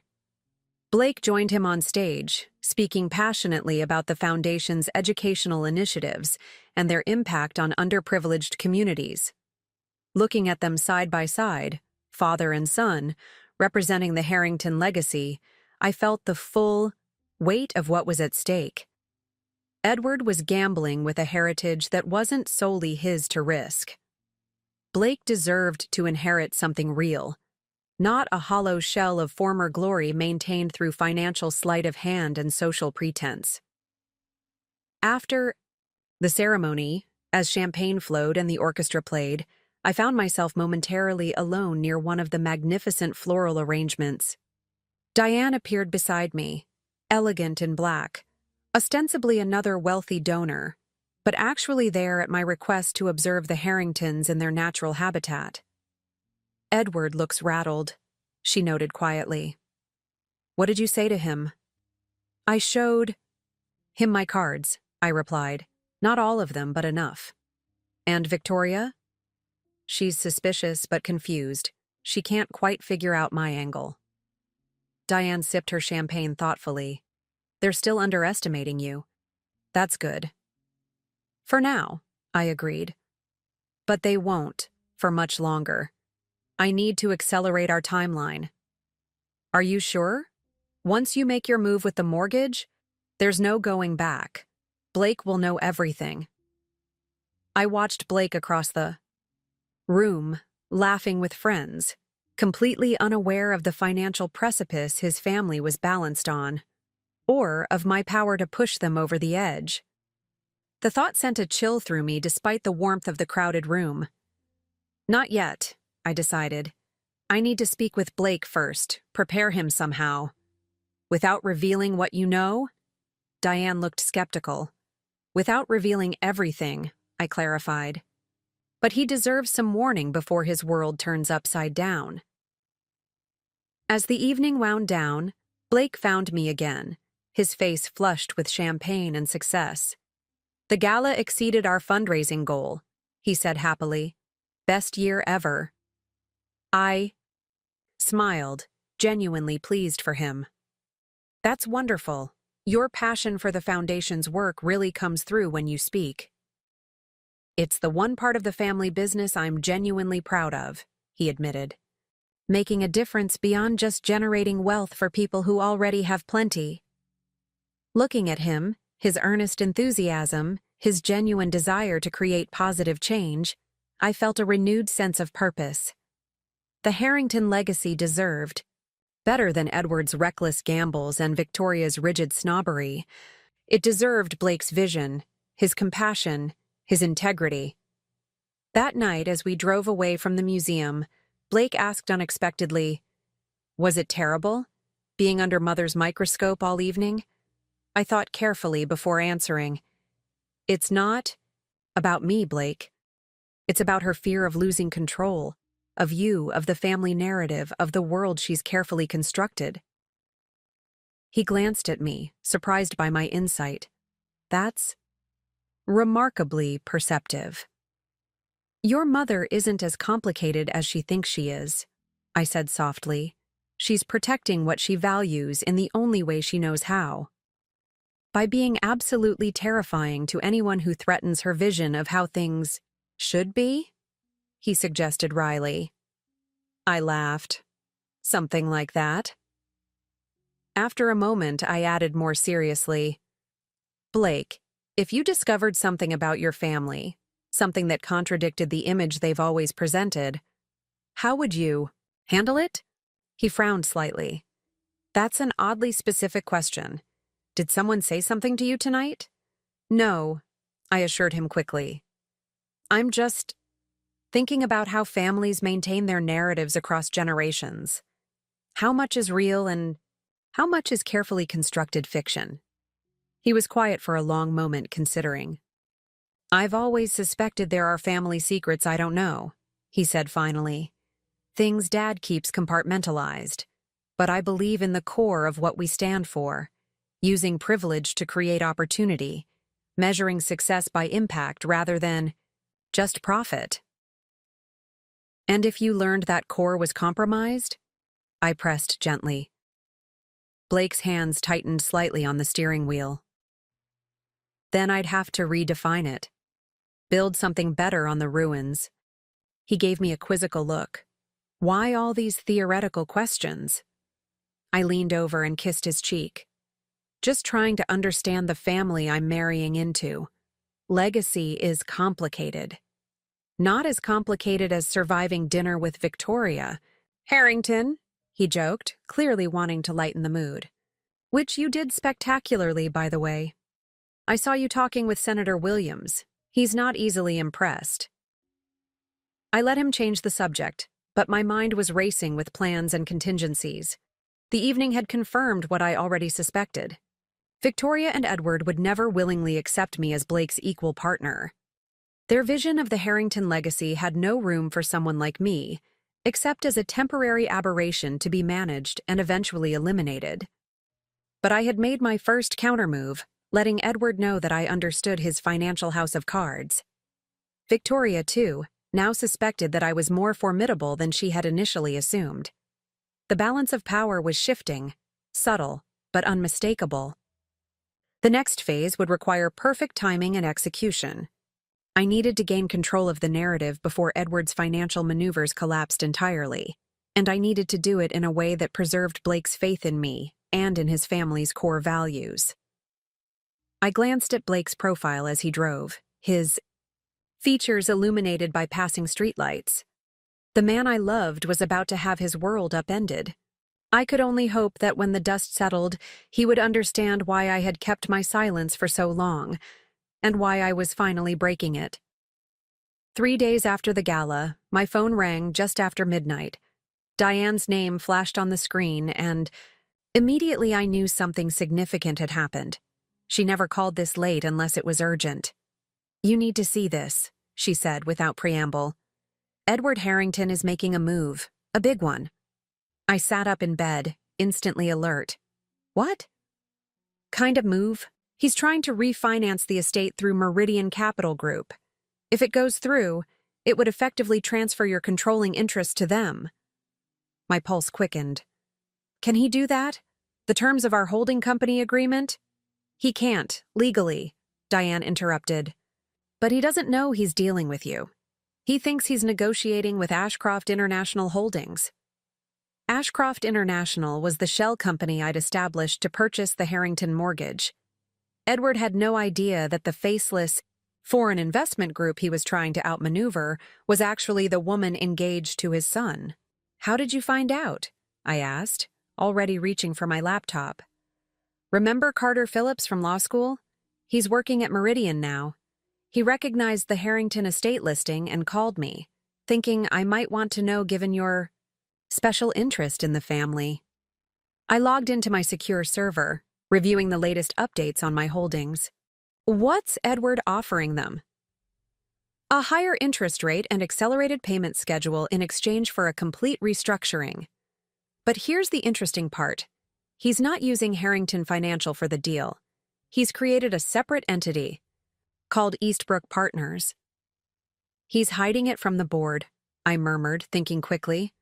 "Probably from Victoria and Blake, too." "Exactly. He's getting desperate, Eliza. This kind of move, it's high risk, even for him." I considered the implications. Edward was attempting to regain control of the estate mortgage without anyone in his family knowing how precarious their situation had become. If he succeeded, he'd eliminate the leverage I currently held without ever revealing his financial missteps. "We need to block this," I decided, immediately. "I've already drafted a refusal letter from Ashcroft, but Eliza—" Diane hesitated. "This means we're moving up our timeline. Once Edward receives this rejection, he'll know something isn't right. He'll start digging deeper. Then we need to be ready." I closed my laptop, my mind racing through contingencies. "Set up a meeting with the bank officers for tomorrow. And contact Senator Williams' office. I want to discuss potential regulatory implications of Harrington Financial's recent activities." After ending the call with Diane, I lay awake for hours, planning my next moves. Edward's desperate gambit had forced my hand. I'd intended to approach Blake gradually, preparing him for the revelations about his family's finances and my role in them. Now I might not have that luxury. The following morning, I arrived at my office earlier than usual, reviewing the documents Diane had sent overnight. Edward's refinancing proposal was even more reckless than I'd initially thought. He was essentially betting the entire Harrington estate on a high-risk foreign investment that promised astronomical returns, but had all the hallmarks of a sophisticated scam. My intercom buzzed shortly after 9. "Ms. Bennett, Mr. Edward Harrington is here to see you." I stiffened in surprise. "Edward, coming to my office?" This was unexpected. "Send him in." Edward entered with the confident stride of a man accustomed to commanding rooms, but I detected an undercurrent of tension in his posture. He was impeccably dressed as always, but there was a tightness around his eyes that spoke of sleepless nights. "Eliza," he greeted me, declining to wait for an invitation before settling into the chair across from my desk. "I hope I'm not interrupting. Anything important?"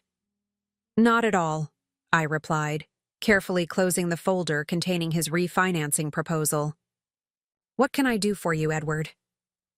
He studied me for a moment, as if trying to solve a particularly vexing puzzle. "I've been thinking about our conversation at the gala, about your concerns regarding Harrington Financial." "I wouldn't call them concerns," I corrected smoothly. "Just observations." "Yes, well," he cleared his throat. "I believe there may have been some misunderstanding. The company is on extremely solid footing. Any temporary adjustments to our portfolio are simply strategic realignments to capitalize on emerging markets." I almost admired his ability to deliver corporate doublespeak with such conviction. Is that what you call leveraging the family? Estate for the third time in 2 years? Strategic realignment? His expression hardened. You seem remarkably well informed about private family matters. Financial analysis is my profession, I reminded him, and the mortgage history of the Harrington estate isn't as private as you might think. Edward leaned forward, dropping the pretense of casual conversation. Let's be direct. What exactly do you want, Eliza? Money? A position at Harrington Financial? Whatever your angle is, I'm prepared to be reasonable, within limits. The assumption that I must be angling for some personal gain was so predictable, it was almost disappointing. You misunderstand me, Edward. I'm not looking for a payoff or a job. My concern is for Blake. Blake? He seemed genuinely confused. Yes, your son. The man I'm going to marry. The one who believes he'll someday inherit a thriving family business and historic estate, not a shell company drowning in hidden debt. Edward's face flushed with anger. You have no right to interfere in family business matters. I'm about to become family, I reminded him. And unlike you, I'm not willing to let Blake walk blindly into a financial disaster you've created. For a moment, genuine fear flashed in Edward's eyes. Not fear of me, but fear of Blake discovering the truth. Blake doesn't need to know about temporary financial adjustments. I've weathered downturns before. The market will recover, and so will our investments. And if they don't? I challenged. If that venture in Singapore collapses completely? If Eastbrook Partners can't secure new financing for the estate? Edward went very still. How do you know about Eastbrook? I allowed myself a small smile. As I said, financial analysis is my profession. He stood abruptly, his facade of control cracking. Whatever you think you know, whatever you're planning, remember that you're dealing with a family that has navigated Boston politics and finance for 5 generations. Don't make an enemy of me, Eliza. I don't want to be your enemy, Edward, I said quietly. I want to be your daughter-in-law. I want Blake to have the legacy he deserves, one built on honesty and solid foundations, not desperate gambles and hidden debts. You have no idea what you're talking about, he snapped, but the uncertainty in his eyes betrayed him. Stay out of Harrington business matters. Focus on planning your wedding and leave the financial decisions to those of us who understand them. After he stormed out, I sat motionless for several minutes, processing the interaction. Edward was even more desperate than I'd realized. His visit had been an attempt to neutralize me, to buy my silence or intimidate me into backing off. Instead, he'd only confirmed what I already knew. The Harrington empire was teetering on the brink of collapse, and Edward was willing to risk everything to maintain the illusion of success and control. I reached for my phone and dialed Blake. Are you free for dinner tonight? There's something important we need to discuss. That evening, I prepared Blake's favorite meal in my apartment, pasta carbonara with a bottle of the Barolo he'd introduced me to on our 3rd date. This conversation would be difficult enough. I wanted the setting to be comfortable, intimate, free from the prying eyes of Boston society. When Blake arrived, he sensed my tension immediately. What's wrong? He asked, kissing me hello. You sounded serious on the phone. Sit down, I said gently. We need to talk about your family. His expression grew wary. What happened? Did my mother say something to you after the gala? No, it's not about Victoria. It's about Harrington Financial, about your father's management of the company. Blake sighed, running a hand through his hair. I know he's been resistant to my suggestions for modernizing our approach. It's more serious than that, I interrupted. Blake, the company is in trouble. Significant trouble. He stared at me, confusion and disbelief warring in his expression. That's not possible. We just had our most profitable quarter in 3 years. Dad showed me the reports himself. Those Reports were carefully edited, I said gently. The real numbers tell a different story. And how exactly would you know the real numbers? A hint of defensiveness crept into his voice. This was the moment of partial truth, not the full revelation of my ownership of their mortgage, but enough to start preparing him for what was coming. I've been tracking unusual patterns in Harrington Financial's public filings for some time, I explained. Initially as part of my regular market analysis work, but when we became serious, I started paying closer attention. You've been investigating my family's company? Blake stood, pacing to the window and back. Why wouldn't you just ask me if you had concerns? Would you have known the answers? I challenged gently. Does your father share the complete financial picture with you, or just the highlights he wants you to see? Blake's silence was answer enough. After a moment, he sat back down, his expression troubled.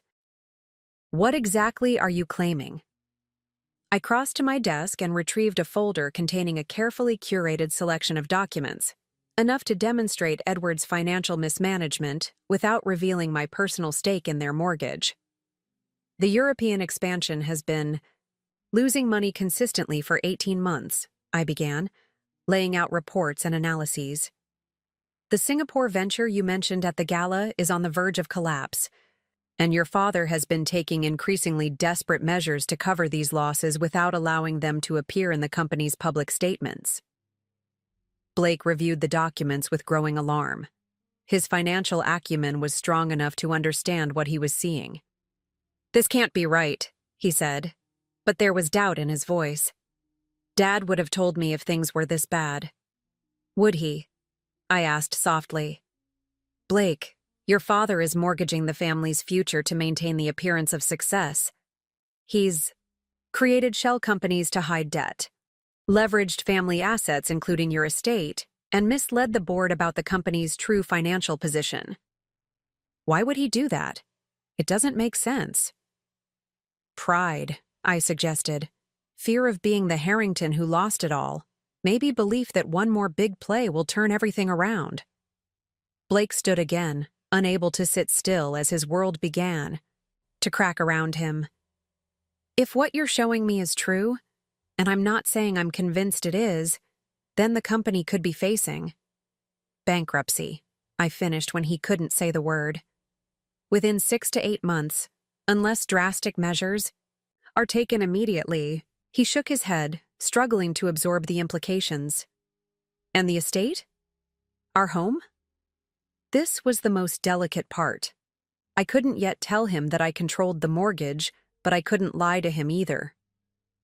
The estate has been refinanced multiple times.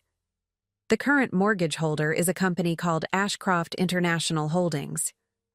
I've never heard of them. Few people have. They're a private investment group that specializes in acquiring distressed assets. Blake ran, his hands over his face, looking suddenly exhausted. Why are you telling me this now? Why not earlier? I needed to be certain of my facts, I said, which was true if incomplete. And I hoped that your father might change course before things reached this point. But he's making increasingly risky moves, Blake. Someone needed to tell you the truth before it's too late. He was quiet for a long moment, staring at the documents spread across my dining table. Finally, he looked up, his eyes filled with a mixture of hurt and determination. I need to confront him. I need to hear this from him directly. I think that's wise, I agreed carefully. But you should be prepared. He'll likely deny everything at first. What would you suggest? There was no sarcasm in his question. Only a genuine request for guidance. Go in with specific questions. Ask about Eastbrook Partners. Ask about the Singapore venture's actual returns, not the projected ones. Ask about the current status of the estate mortgage. Blake nodded slowly. And you're certain about all this? There's no chance you've misinterpreted something? I met his gaze steadily.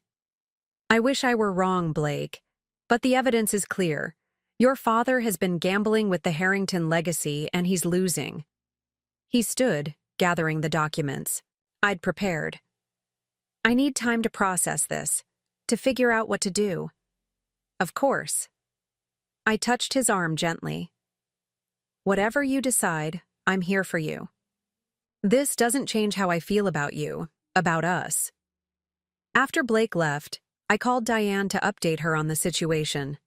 I've told him about the financial troubles, but not about my ownership of the mortgage. Not yet. How did he take it? She asked. As well as can be expected, he wants to confront Edward directly. That could accelerate everything. Edward might panic if he realizes Blake knows the truth. That's what I'm counting on, I said. Edward needs to be the one to tell Blake about the refinancing attempts. Then when Blake discovers my connection to Ashcroft, it will be in the context of his father's deception, not mine. Diane sighed. It's a dangerous game you're playing, Eliza. The personal and financial are completely entangled now. They always were, I replied. From the moment I fell in love with Blake Harrington. The next 24 hours would be critical. Once Blake confronted his father, the carefully constructed facade the Harringtons had maintained for years would begin to crumble. Victoria would fight viciously to preserve appearances. Edward would scramble for new financial maneuvers. And eventually, inevitably, the truth about Ashcroft International and my role in controlling their mortgage would come to light. I had set events in motion that couldn't be reversed. All I could do now was ensure that when the Harrington legacy finally shattered, Blake would be positioned to rebuild something better from the pieces. Something authentic, something sustainable. Something worthy of the man he truly was, not the heir his parents had tried to shape him into. Blake called me at dawn the next morning, his voice tight with barely controlled emotion. I need to see you. Now. 30 minutes later, he was at my door, his normally immaculate appearance disheveled, as if he'd been up all night. The moment I let him in, I knew that something fundamental had changed. You were right, he said without preamble, pacing. My living room like a caged animal. All of it. The company's finances, the hidden debt, the refinancing attempts. It's actually worse than you thought. I guided him to the couch, pressing a cup of coffee into his hands. You confronted your father? I went to the house last night after leaving here. He was in his study, working late, which should have been my first clue that something was wrong. Dad never works late unless there's a crisis. Blake took a shaky sip of coffee. I asked him about Eastbrook Partners. He tried to dismiss it, said it was just a small side investment, but I kept pushing, using the specific questions you suggested. And he finally admitted the truth? Blake's laugh was hollow. Not willingly, but I wouldn't let it go. Finally, he exploded, told me I couldn't possibly understand the complexities of maintaining a family legacy in today's financial environment, that sometimes rules had to be bent, appearances maintained at all costs. I sat beside him, close enough to offer support but giving him space to process. How bad is it? The company's basically insolvent. Dad's been shifting assets, creating dummy corporations, using one loan to pay off another. It's all smoke and mirrors. Blake ran a hand through his already disheveled hair. And the estate? God, Eliza, he's mortgaged it to the hilt. If this Ashcroft company called in the loan, we'd lose everything. I felt a twist of guilt at the mention of Ashcroft, but pushed it aside. Was your mother there during this conversation? She came in halfway through. I've never seen her like that. Not angry, but scared. Blake's voice softened slightly. It turns out she didn't know the full extent of it either. Dad's been keeping her in the dark, too, letting her believe everything was fine, that maintaining appearances was just about upholding traditions, not covering financial disaster. How did she react? She went completely silent at first. Then she started asking questions, specific, detailed questions about assets and liabilities. It was like watching someone I'd never met before. Beneath all that social director perfection, Mother apparently has a surprisingly sharp financial mind. This revelation about Victoria surprised me. I'd underestimated her, assuming she was merely the family's social gatekeeper, not a potential strategic thinker in her own right. "What happens now?" I asked carefully. Blake set down his coffee cup and turned to face me directly. "That's why I'm here. After the initial shock, after Mom started making phone calls to her family's lawyers, Dad got desperate. He started talking about this Ashcroft company, about how if he could just negotiate with them directly, he might salvage something." My pulse quickened. "And?" "He said the strangest thing.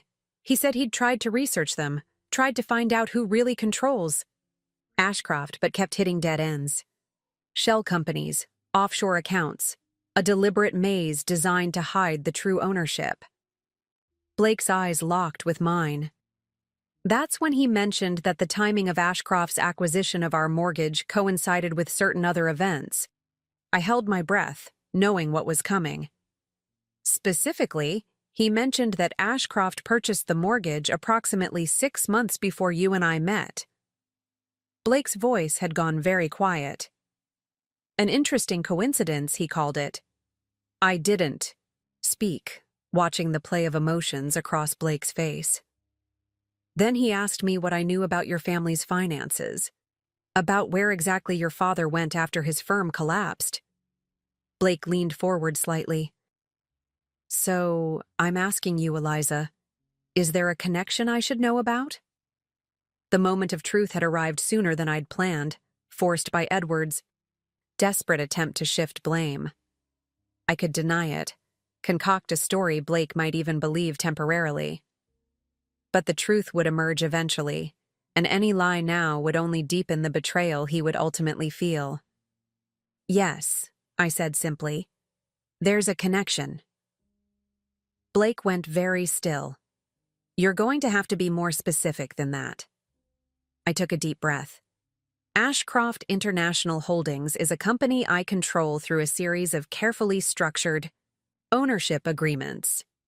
I am, effectively, the mortgage holder on the Harrington estate.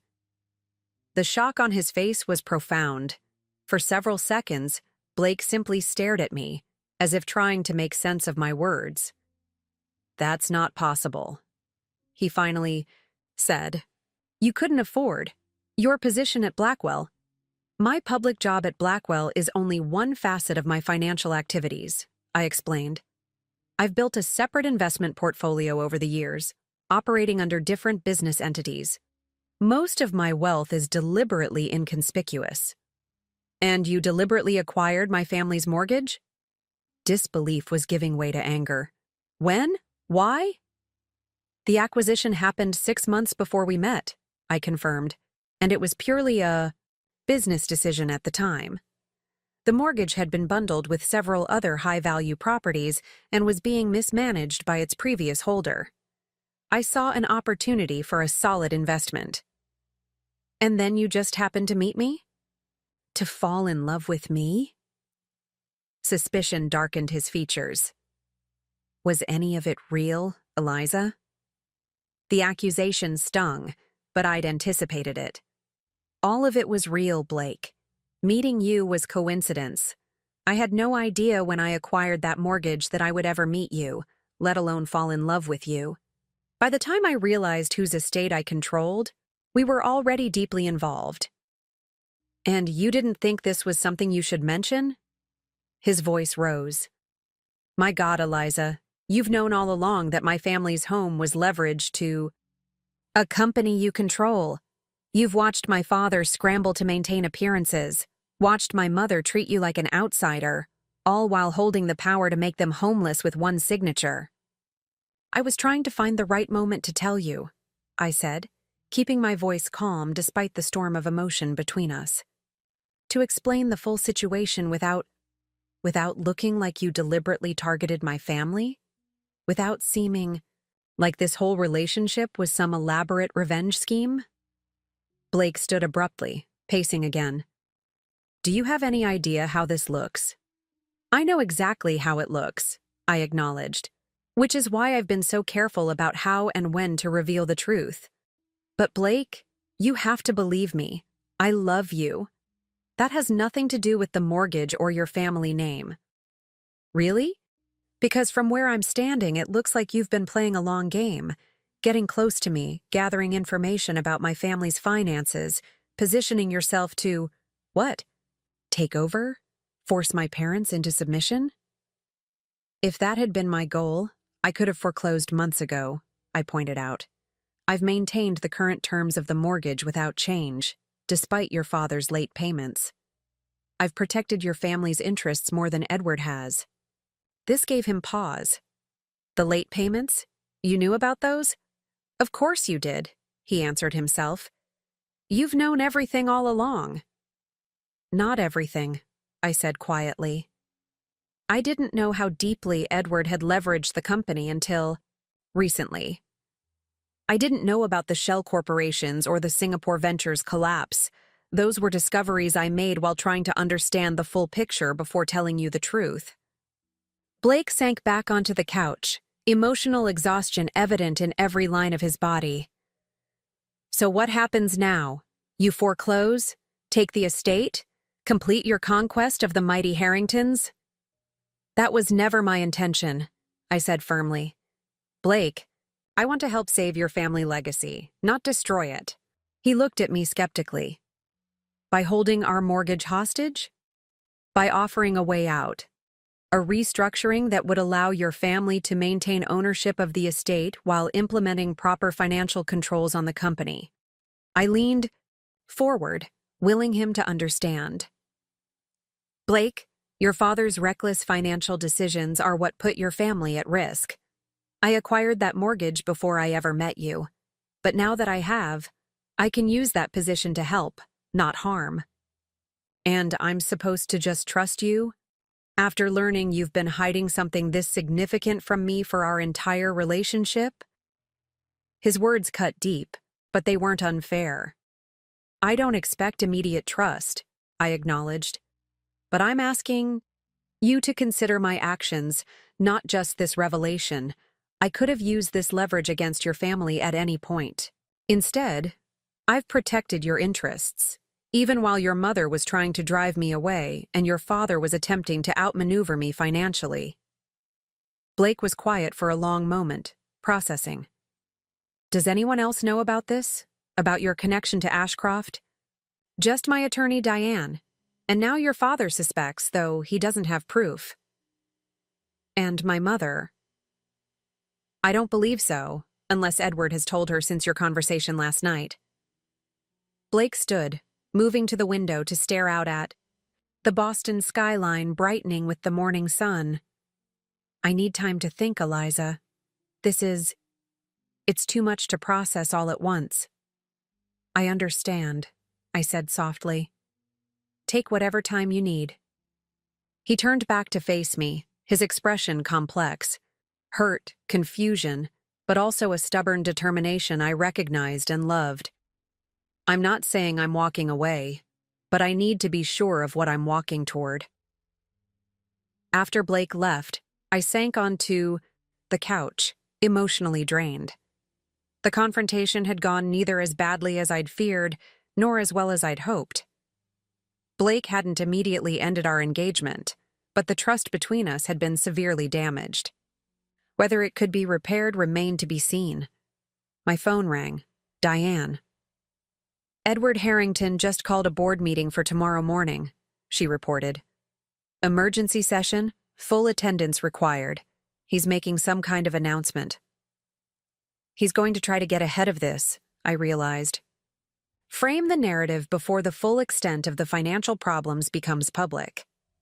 Or he's preparing to step down, Diane suggested. Cut his losses, preserve what reputation he can. Either way, we need to be prepared. I straightened, mind already shifting from personal turmoil to strategic planning. Have our legal team ready. If Edward tries to mobilize the board against Ashcroft, we'll need to respond quickly. And Blake? Diane asked gently. How did he take the news? About as well as could be expected, I said, unable to keep the sadness from my voice. He needs time. Time may be in short supply, Diane warned. once this starts becoming public, events will move quickly. She was right. The carefully constructed chess game I'd been playing was about to accelerate into a full-blown crisis. Edward was cornered but still dangerous. Victoria, with her newly revealed financial acumen, would be mobilizing whatever resources the Harrington name could still command. And Blake was caught in the middle, trying to reconcile his love for me with what he now saw as a profound betrayal of trust. I needed to act decisively, but with care. The next moves would determine not just the fate of the Harrington estate and company, but the future of my relationship with Blake. As if on cue, my phone chimed with a text message from an unexpected source. Victoria Harrington. We need to talk. Alone. Boston Harbor Hotel, 2 p.m. I stared at the message, surprised not by the demand for a meeting, but by Victoria's directness. No social niceties, no veiled threats wrapped in polite language. Just a straightforward request, or command, to meet. I texted back a simple confirmation, then called Diane again. Victoria wants to meet. Today. It's a trap, Diane said immediately. Edward sent her to feel you out, see what leverage they might have. Perhaps, I agreed. Or maybe Victoria has her own agenda now that she knows the full extent of Edward's deception. Be careful, Diane warned. The Harringtons are most dangerous when they're desperate. As I prepared for the meeting with Victoria, I considered my options carefully. The full truth was now in play. Blake knew about my connection to the faux mortgage, and Edward suspected it. Only Victoria remained potentially in the dark about the specific details, though she clearly knew enough to request this meeting. I could continue the confrontational approach, using my leverage to dictate terms, or I could offer an olive branch, a partnership of sorts that would allow the Harringtons to save face while implementing the financial reforms necessary to salvage what remained of their legacy. Everything depended on what Victoria wanted from this meeting. Was she coming as an enemy, determined to protect her family from the outsider who had infiltrated their ranks? Or as a pragmatist, recognizing that I might represent the best chance to preserve what mattered most to her? Either way, I would need to be ready for whatever came next. The game had changed. The pieces were in motion, and the final outcome remained impossible to predict. The Boston Harbor Hotel exuded old-world luxury, the kind of place where deals that shaped the city had been made for generations. I arrived 15 minutes early, choosing a corner table in the lounge with a view of both the entrance and the harbor beyond. Strategic positioning had become second nature. Victoria arrived precisely at 2, not a minute earlier or later. She wore a tailored navy suit that conveyed authority without flashiness, her only jewelry a simple strand of pearls and her wedding ring. Gone was the society hostess with her practiced smiles and subtle barbs. This was a woman on a mission. She spotted me immediately and crossed the room with purposeful strides, declining the server's offer of assistance. As she took the seat across from me, I noticed the subtle signs of strain, slight shadows beneath her eyes, a tightness around her mouth that even expert makeup couldn't fully conceal. "Thank you for coming," she said, foregoing the usual social niceties. "Your message was compelling in its directness," I replied. A server approached, and Victoria ordered tea without consulting the menu. I asked for the same, and we sat in taut silence until he departed. "Blake came to see you this morning," she said, not a question. "Yes. And you told him about your connection to our mortgage." So she knew. "Yes," I confirmed, though it seems Edward had already planted the seed of suspicion. Victoria's mouth tightened. "Edward has made many miscalculations recently. That was just one of them." She leaned forward slightly.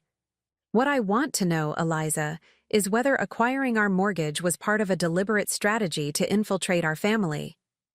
"No," I said firmly. "The acquisition was a business decision made months before I met Blake. Our meeting was coincidence. But you maintained the deception after you realized whose mortgage you controlled. she pressed. I maintained privacy about my financial affairs, I corrected, as your family has certainly done about yours. Victoria acknowledged this with the barest inclination of her head. Fair point. She paused as the server returned with our tea, waiting until he had departed again before continuing. You must understand how this appears from our perspective. The timing is suspect. I understand completely, I said, meeting her gaze directly. If our positions were reversed, I would have the same suspicions. But the truth is simpler, if less dramatic. I saw an undervalued asset, acquired it as part of my investment strategy, and then unexpectedly fell in love with the son of the family, whose property I now controlled. Victoria studied me over the rim of her teacup. And now that you hold this leverage over us, what do you intend to do with it? Foreclosure would certainly be within your rights, given Edward's recent payment. History. Foreclosure has never been my goal, I replied. Despite what you might think of me, I love Blake. I don't want to destroy his family legacy. Then what do you want? The question was blunt, businesslike. I considered my answer carefully. Initially, recognition, acceptance. When you looked me in the eye at our engagement party and told me I would never be part of your family, it solidified my resolve to prove you wrong. A flicker of something, recognition, perhaps even regret, crossed Victoria's face. And now? Now I want what Blake wants. A family legacy he can be proud of. Not one built on deception and financial manipulation, but on solid foundations and genuine value. Victoria set down her cup with deliberate precision. You think I don't want that for my son? I think you've been so focused on maintaining appearances that you've lost sight of what truly matters to Blake. Her eyes flashed with momentary anger, but she controlled it quickly. You presume to know what matters to my son after less than a year. I've known him his entire life. Have you? I challenged gently. Do you know that he dreams of restructuring Harrington Financial to focus on sustainable investments? That he values impact over profit margins? That he's stayed in a role that frustrates him out of duty to a legacy he believes in, even while that legacy was being hollowed out from within? Victoria was silent for a long moment, her expression unreadable. You believe you understand my son better than I do. I believe I've listened to him in ways you perhaps haven't, I said. Not because you don't care, but because you've been so certain of what his future should look like that you haven't asked what he wants it to be. The bluntness of my assessment hung between us. I'd expected anger, dismissal, perhaps even a dramatic exit. Instead, Victoria surprised me. You may be right, she said quietly. Not about everything, but perhaps I have been too rigid in my vision for Blake's future. She straightened her already perfect posture. But that doesn't change our current situation. Edward has placed our family in an untenable position, and you hold significant leverage over us. Which brings us to why you wanted this meeting, I prompted. Victoria nodded once, decisively.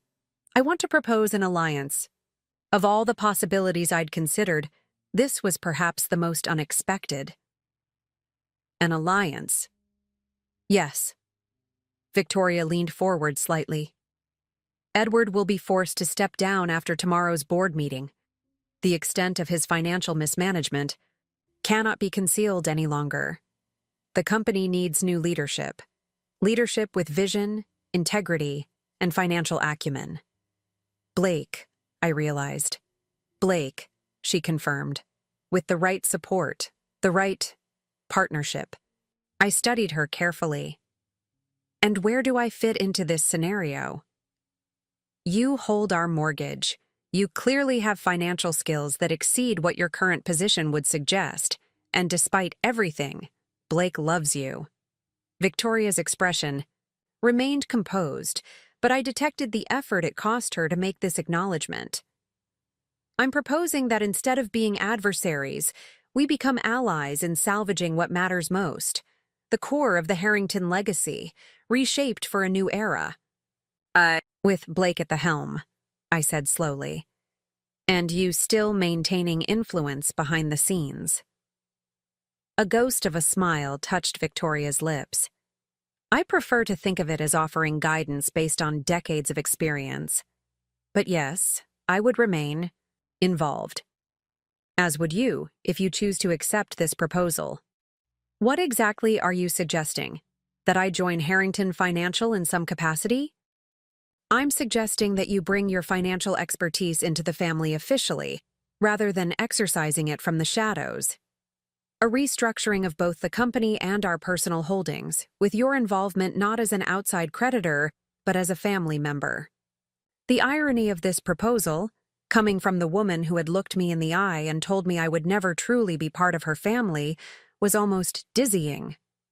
And what would this restructuring entail? Victoria laid out her vision with unexpected clarity and detail. The mortgage would be renegotiated on more sustainable terms. Edward would retire with a consulting title but no actual authority. Blake would assume leadership of a streamlined, refocused Harrington Financial, implementing many of the changes he had advocated for years. And I would have a formal role in the reorganization, leveraging my financial expertise while gaining legitimacy within Boston's business community. You've thought this through very thoroughly, I observed when she finished. I've had a sleepless night to consider our options, Victoria replied dryly. After 30 years of marriage, discovering that your husband has nearly bankrupted your family tends to focus the mind wonderfully. Despite everything, I felt a reluctant admiration for her resilience. And Blake? Has he agreed to this plan? I haven't discussed the specifics with him yet. I wanted to approach you first, to determine if such an alliance was even possible. Given our history, you mean? Victoria met my gaze directly. Yes, I've made my feelings about you quite clear in the past. I believed you were an outsider attempting to capitalize on my son's affections. I now recognize that assessment may have been incomplete. Coming from Victoria Harrington, this was tantamount to a full apology. That's very magnanimous. Of you, I said carefully. It's practical, she corrected. The circumstances have changed. Adaptability is essential for survival. I very nearly smiled at hearing my own words from the dinner party echoed back to me. Indeed it is. But there's one significant question you haven't addressed. What makes you think Blake will want any part of this restructuring after learning how his father has deceived him and how I've kept my own secrets? For the first time, uncertainty flickered across Victoria's composed features. Because despite everything, Blake believes in the core of what the Harrington name should represent. Not the social posturing or the trappings of wealth, but the potential to create lasting positive impact. She hesitated, then added more quietly, and because he loves you, Eliza, deeply, in a way I've never seen before. The simple sincerity of this admission touched me unexpectedly. Has he told you that? He didn't need to. I know my son, even if I haven't always listened to him as I should have. Victoria straightened, her moment of vulnerability passing. The question is whether you love him enough to move past recriminations and work toward a shared future. I do love him, I said without hesitation. But reconciliation isn't entirely up to me. Blake feels betrayed, by his father, by me. He needs time. Time is the one luxury we don't have, Victoria said grimly. Once tomorrow's board meeting concludes, the situation will begin to become public. We need to present a united front before then. She was right, of course. The Boston financial community was small and rumors spread quickly. If Blake, Victoria, and I could align our interests before the inevitable publicity, we might still shape the narrative rather than be victims of it. What are you proposing specifically? I asked. A meeting. Tonight. You, me, Blake, and Eleanor, who, incidentally, has suspected your financial involvement for some time. She's quite impressed with you, though she'd never admit it directly. I raised an eyebrow. Eleanor knows? My mother-in-law misses very little, Victoria said with the faintest hint of rueful admiration. She approached me this morning with her own theories about your connection to Ashcroft International. She's been quietly monitoring Edward's financial maneuvers for years, it seems. This explained Eleanor's cryptic comments during our tea at the Athenaeum. The family matriarch had been several steps ahead of all of us. And Edward? I asked. Will he be part of this meeting? Victoria's expression hardened. No. Edward's role in the family's future will be determined after we've established our path forward. His deception has changed certain fundamental dynamics. The careful phrasing suggested deeper marital issues than Victoria was willing to articulate. For the first time, I glimpsed the personal pain beneath her poised exterior, the betrayal of trust that extended far beyond financial matters. I'll attend the meeting, I decided, but I can't speak for Blake. He needs to make his own choices without pressure from either of us. Agreed.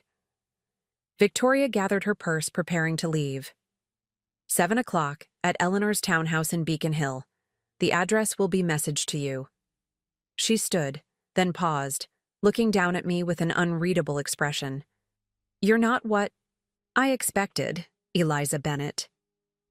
Neither are you, Victoria, I replied honestly. After she departed, I remained at the table, processing the unexpected turn of events. Victoria Harrington, who had once looked at me with undisguised disdain, was now proposing a partnership.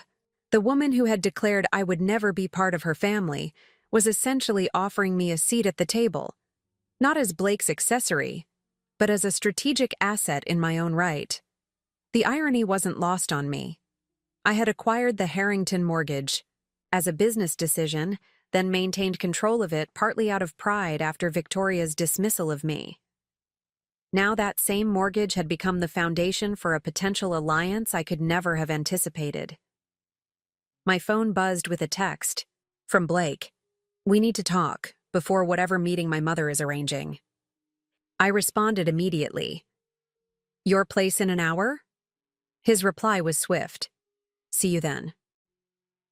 As I left the hotel, I found myself thinking about the twisting path that had led to this moment.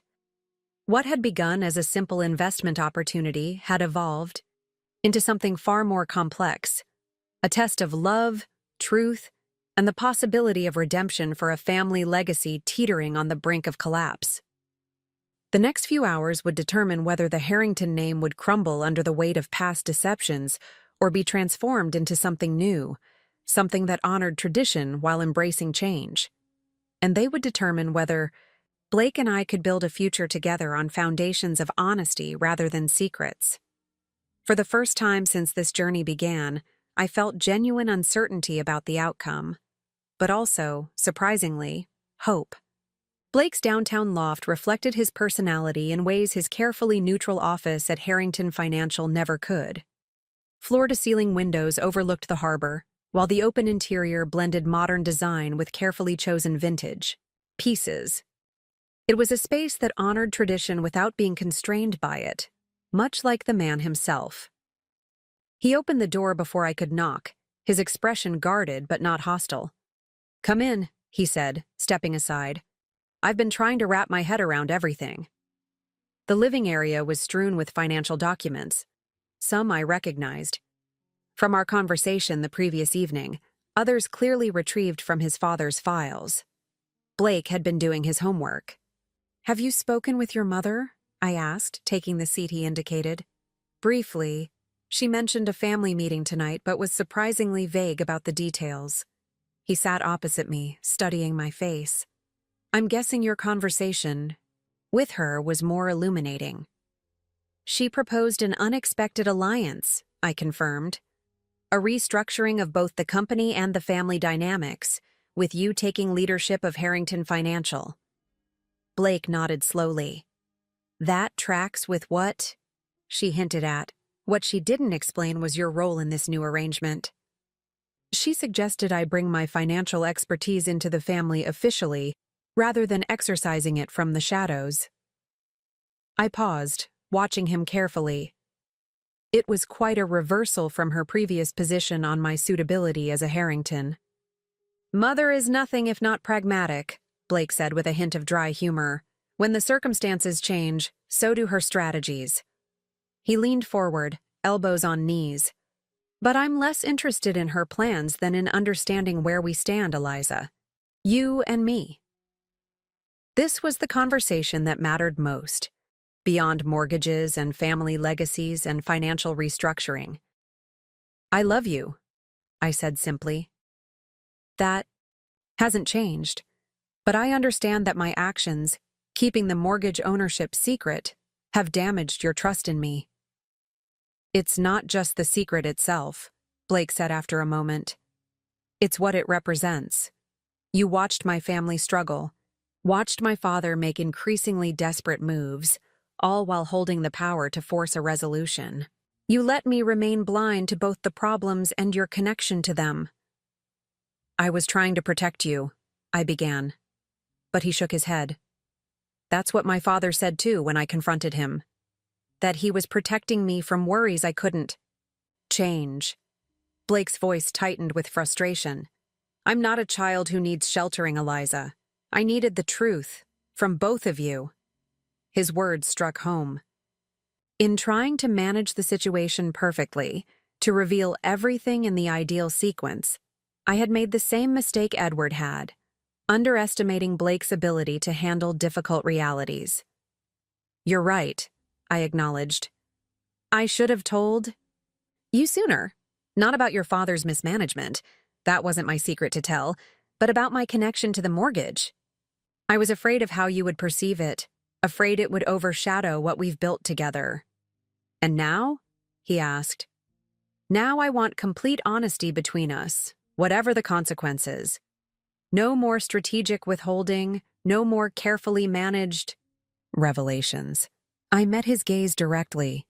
"I want a partnership built on trust, not calculation." Blake was quiet for a long moment, processing. "When did you realize you loved me, truly loved me, beyond any strategic advantage it might represent?" The question caught me off guard with its directness, but I answered without hesitation. "The night you took me sailing. Remember? It was sunset on the harbor, and you were telling me about rebuilding the old sailboat with your grandfather. You weren't Blake Harrington, heir to a financial empire. You were just a man sharing something that mattered deeply to you." A soft smile touched his lips at the memory. "You asked more questions about restoring that boat than anyone ever had." "Because I could see how it lit you up from within," I said. "That was when I knew I was falling in love with you. Not your name. Not your position, just you." "And the mortgage," he pressed. "When did you realize whose property you controlled?" "After our third date," I admitted. "I had my team run standard background checks, a habit from years of investment caution. When the connection emerged, I was stunned. I considered stepping away from our relationship then, before things became serious." "Why didn't you?" "Because it was already too late," I said simply. "I was already falling for you, and because I believed, still believe, that what we have is real, independent of any financial entanglements." Blake stood, moving to the window to look out at the harbor where we'd sailed that evening I'd just recalled. "I spent last night questioning everything, wondering if our entire relationship was some elaborate revenge plot against my family." "It wasn't," I said quietly. "It never was." He turned back to face me. "I know. That's what kept me from walking away entirely. Because when I look at all the moments we've shared, all the private conversations and small intimacies, they couldn't have been calculated. Not all of them." "None of them," I corrected gently. Blake nodded slowly. "So where does that leave us? I love you, Eliza. That hasn't changed either. But we can't simply go back to how things were before." "No," I agreed. We go forward instead. With honesty, with clarity about both our personal relationship and our professional entanglements. Starting with tonight's meeting? He asked. Starting now, I countered. Your mother wants you to take control of Harrington Financial, with me in some as yet undefined advisory role. But what do you want, Blake? Not what your family expects or what tradition dictates. What would make you genuinely fulfilled? He seemed startled by the question, as if no one had ever asked it quite so directly before. I want, he began, then paused, gathering his thoughts. I want to transform the company into something that creates genuine value, not just financial returns, but positive impact. I've been pushing that vision from the margins for years, but always compromising to accommodate my father's more traditional approach. And the family legacy? How important is that to you? The name matters less to me than what it stands for, he said thoughtfully. I don't need to preserve the Harrington legacy exactly as it's been. I want to evolve it into something worthy of continuation. This was the Blake I had fallen in love with, thoughtful, principled, willing to challenge convention. Then that's what we build toward, I said. Not Victoria's vision or Edward's, but yours. A Harrington legacy redefined for a new era. He studied me with those intelligent blue eyes. And your role in this future? As my wife? As a financial partner? Both? That depends on whether you still want me as your wife, I said, vulnerability creeping into my voice despite my best efforts. Blake crossed the room in 3 strides, taking my hands in his. I do, he said firmly. The anger, the sense of betrayal, they're real. But so is this. He pressed my palm to his heart. So is us. I just need to know that from this moment forward we're completely honest with each other. No more secrets. No matter how uncomfortable the truth might be. No more secrets, I promised. Complete transparency, personal and financial. He nodded, the tension in his shoulders easing slightly. Then we faced tonight's meeting together, as partners. Eleanor Harrington's Beacon Hill townhouse was a showcase of understated luxury. Priceless antiques alongside modern art pieces, history and innovation coexisting in perfect balance. The family matriarch greeted us in a wood-paneled study that smelled of lemon polish and old books. Finally, she said dryly as Blake and I entered together. I was beginning to think we'd need to send a search party. Victoria was already seated by the fireplace, a glass of what appeared to be scotch in hand, a departure from her usual white wine. She looked up as we entered, her gaze assessing our linked hands with calculated interest. Blake, Eliza, I'm glad you could both make it. Her tone was neutral, but the subtle emphasis on both suggested she'd had doubts about whether Blake would bring me. You've staged quite the family summit, Mother, Blake observed, leading me to a small sofa. Though I noticed Dad isn't included. Edward is preparing for tomorrow's board meeting, Victoria replied smoothly. His presence would complicate tonight's discussion, which is a diplomatic way of saying we're planning the future of Harrington Financial without him, Eleanor interjected, never one to mince words. After nearly driving it off a cliff, he's forfeited his right to navigate the recovery. Blake looked between his mother and grandmother. So this is a coup? This is a rescue operation, Victoria corrected. And unlike your father's secretive maneuvering, we're being transparent about our intentions and including all relevant parties. She nodded in my direction, acknowledging my presence in a way she never had before. Then let's be completely transparent, Blake said firmly. I know about Eliza's control of our mortgage through Ashcroft International. I know about Dad's financial mismanagement and the company's precarious position. What I don't know is exactly what you're proposing as a solution. Victoria exchanged glances with Eleanor, who nodded slightly. We're proposing a complete restructuring, Victoria began. Harrington Financial would be streamlined, refocused on core competencies with an emphasis on the sustainable investment approaches you've been advocating. You would assume leadership with Eleanor and me maintaining board positions, but ceding operational control. And the estate mortgage? Blake asked. That's where Eliza comes in, Eleanor said, turning her penetrating gaze on me. We're proposing a renegotiation of terms that would allow the family to maintain ownership while implementing proper financial controls. In exchange for what? I asked, though I suspected I knew the answer. A formal role for you in the company, Victoria confirmed. Your financial acumen would be an asset in the restructuring process. And, she added with the faintest hint of irony, it would help integrate you into the family business in a way that acknowledges your unique qualifications. So you're offering to accept me not because I'm marrying Blake, but because I control your mortgage and have skills you need, I summarized. Eleanor laughed, a surprisingly warm sound. Direct as always. Yes, that's essentially correct, though I'd argue that the acceptance was inevitable regardless. You've proven more formidable than Victoria anticipated. Victoria shot her mother-in-law an exasperated look before turning back to me. What matters is that we find a path forward that serves everyone's interests. Blake gets the opportunity to reshape the company according to his vision. The family maintains its core assets and reputation, and you gain a legitimate role commensurate with your abilities rather than operating from the shadows. And what about Edward? Blake asked quietly. What happens to my father in this new arrangement? A brief silence fell over the room. It was Eleanor who finally answered.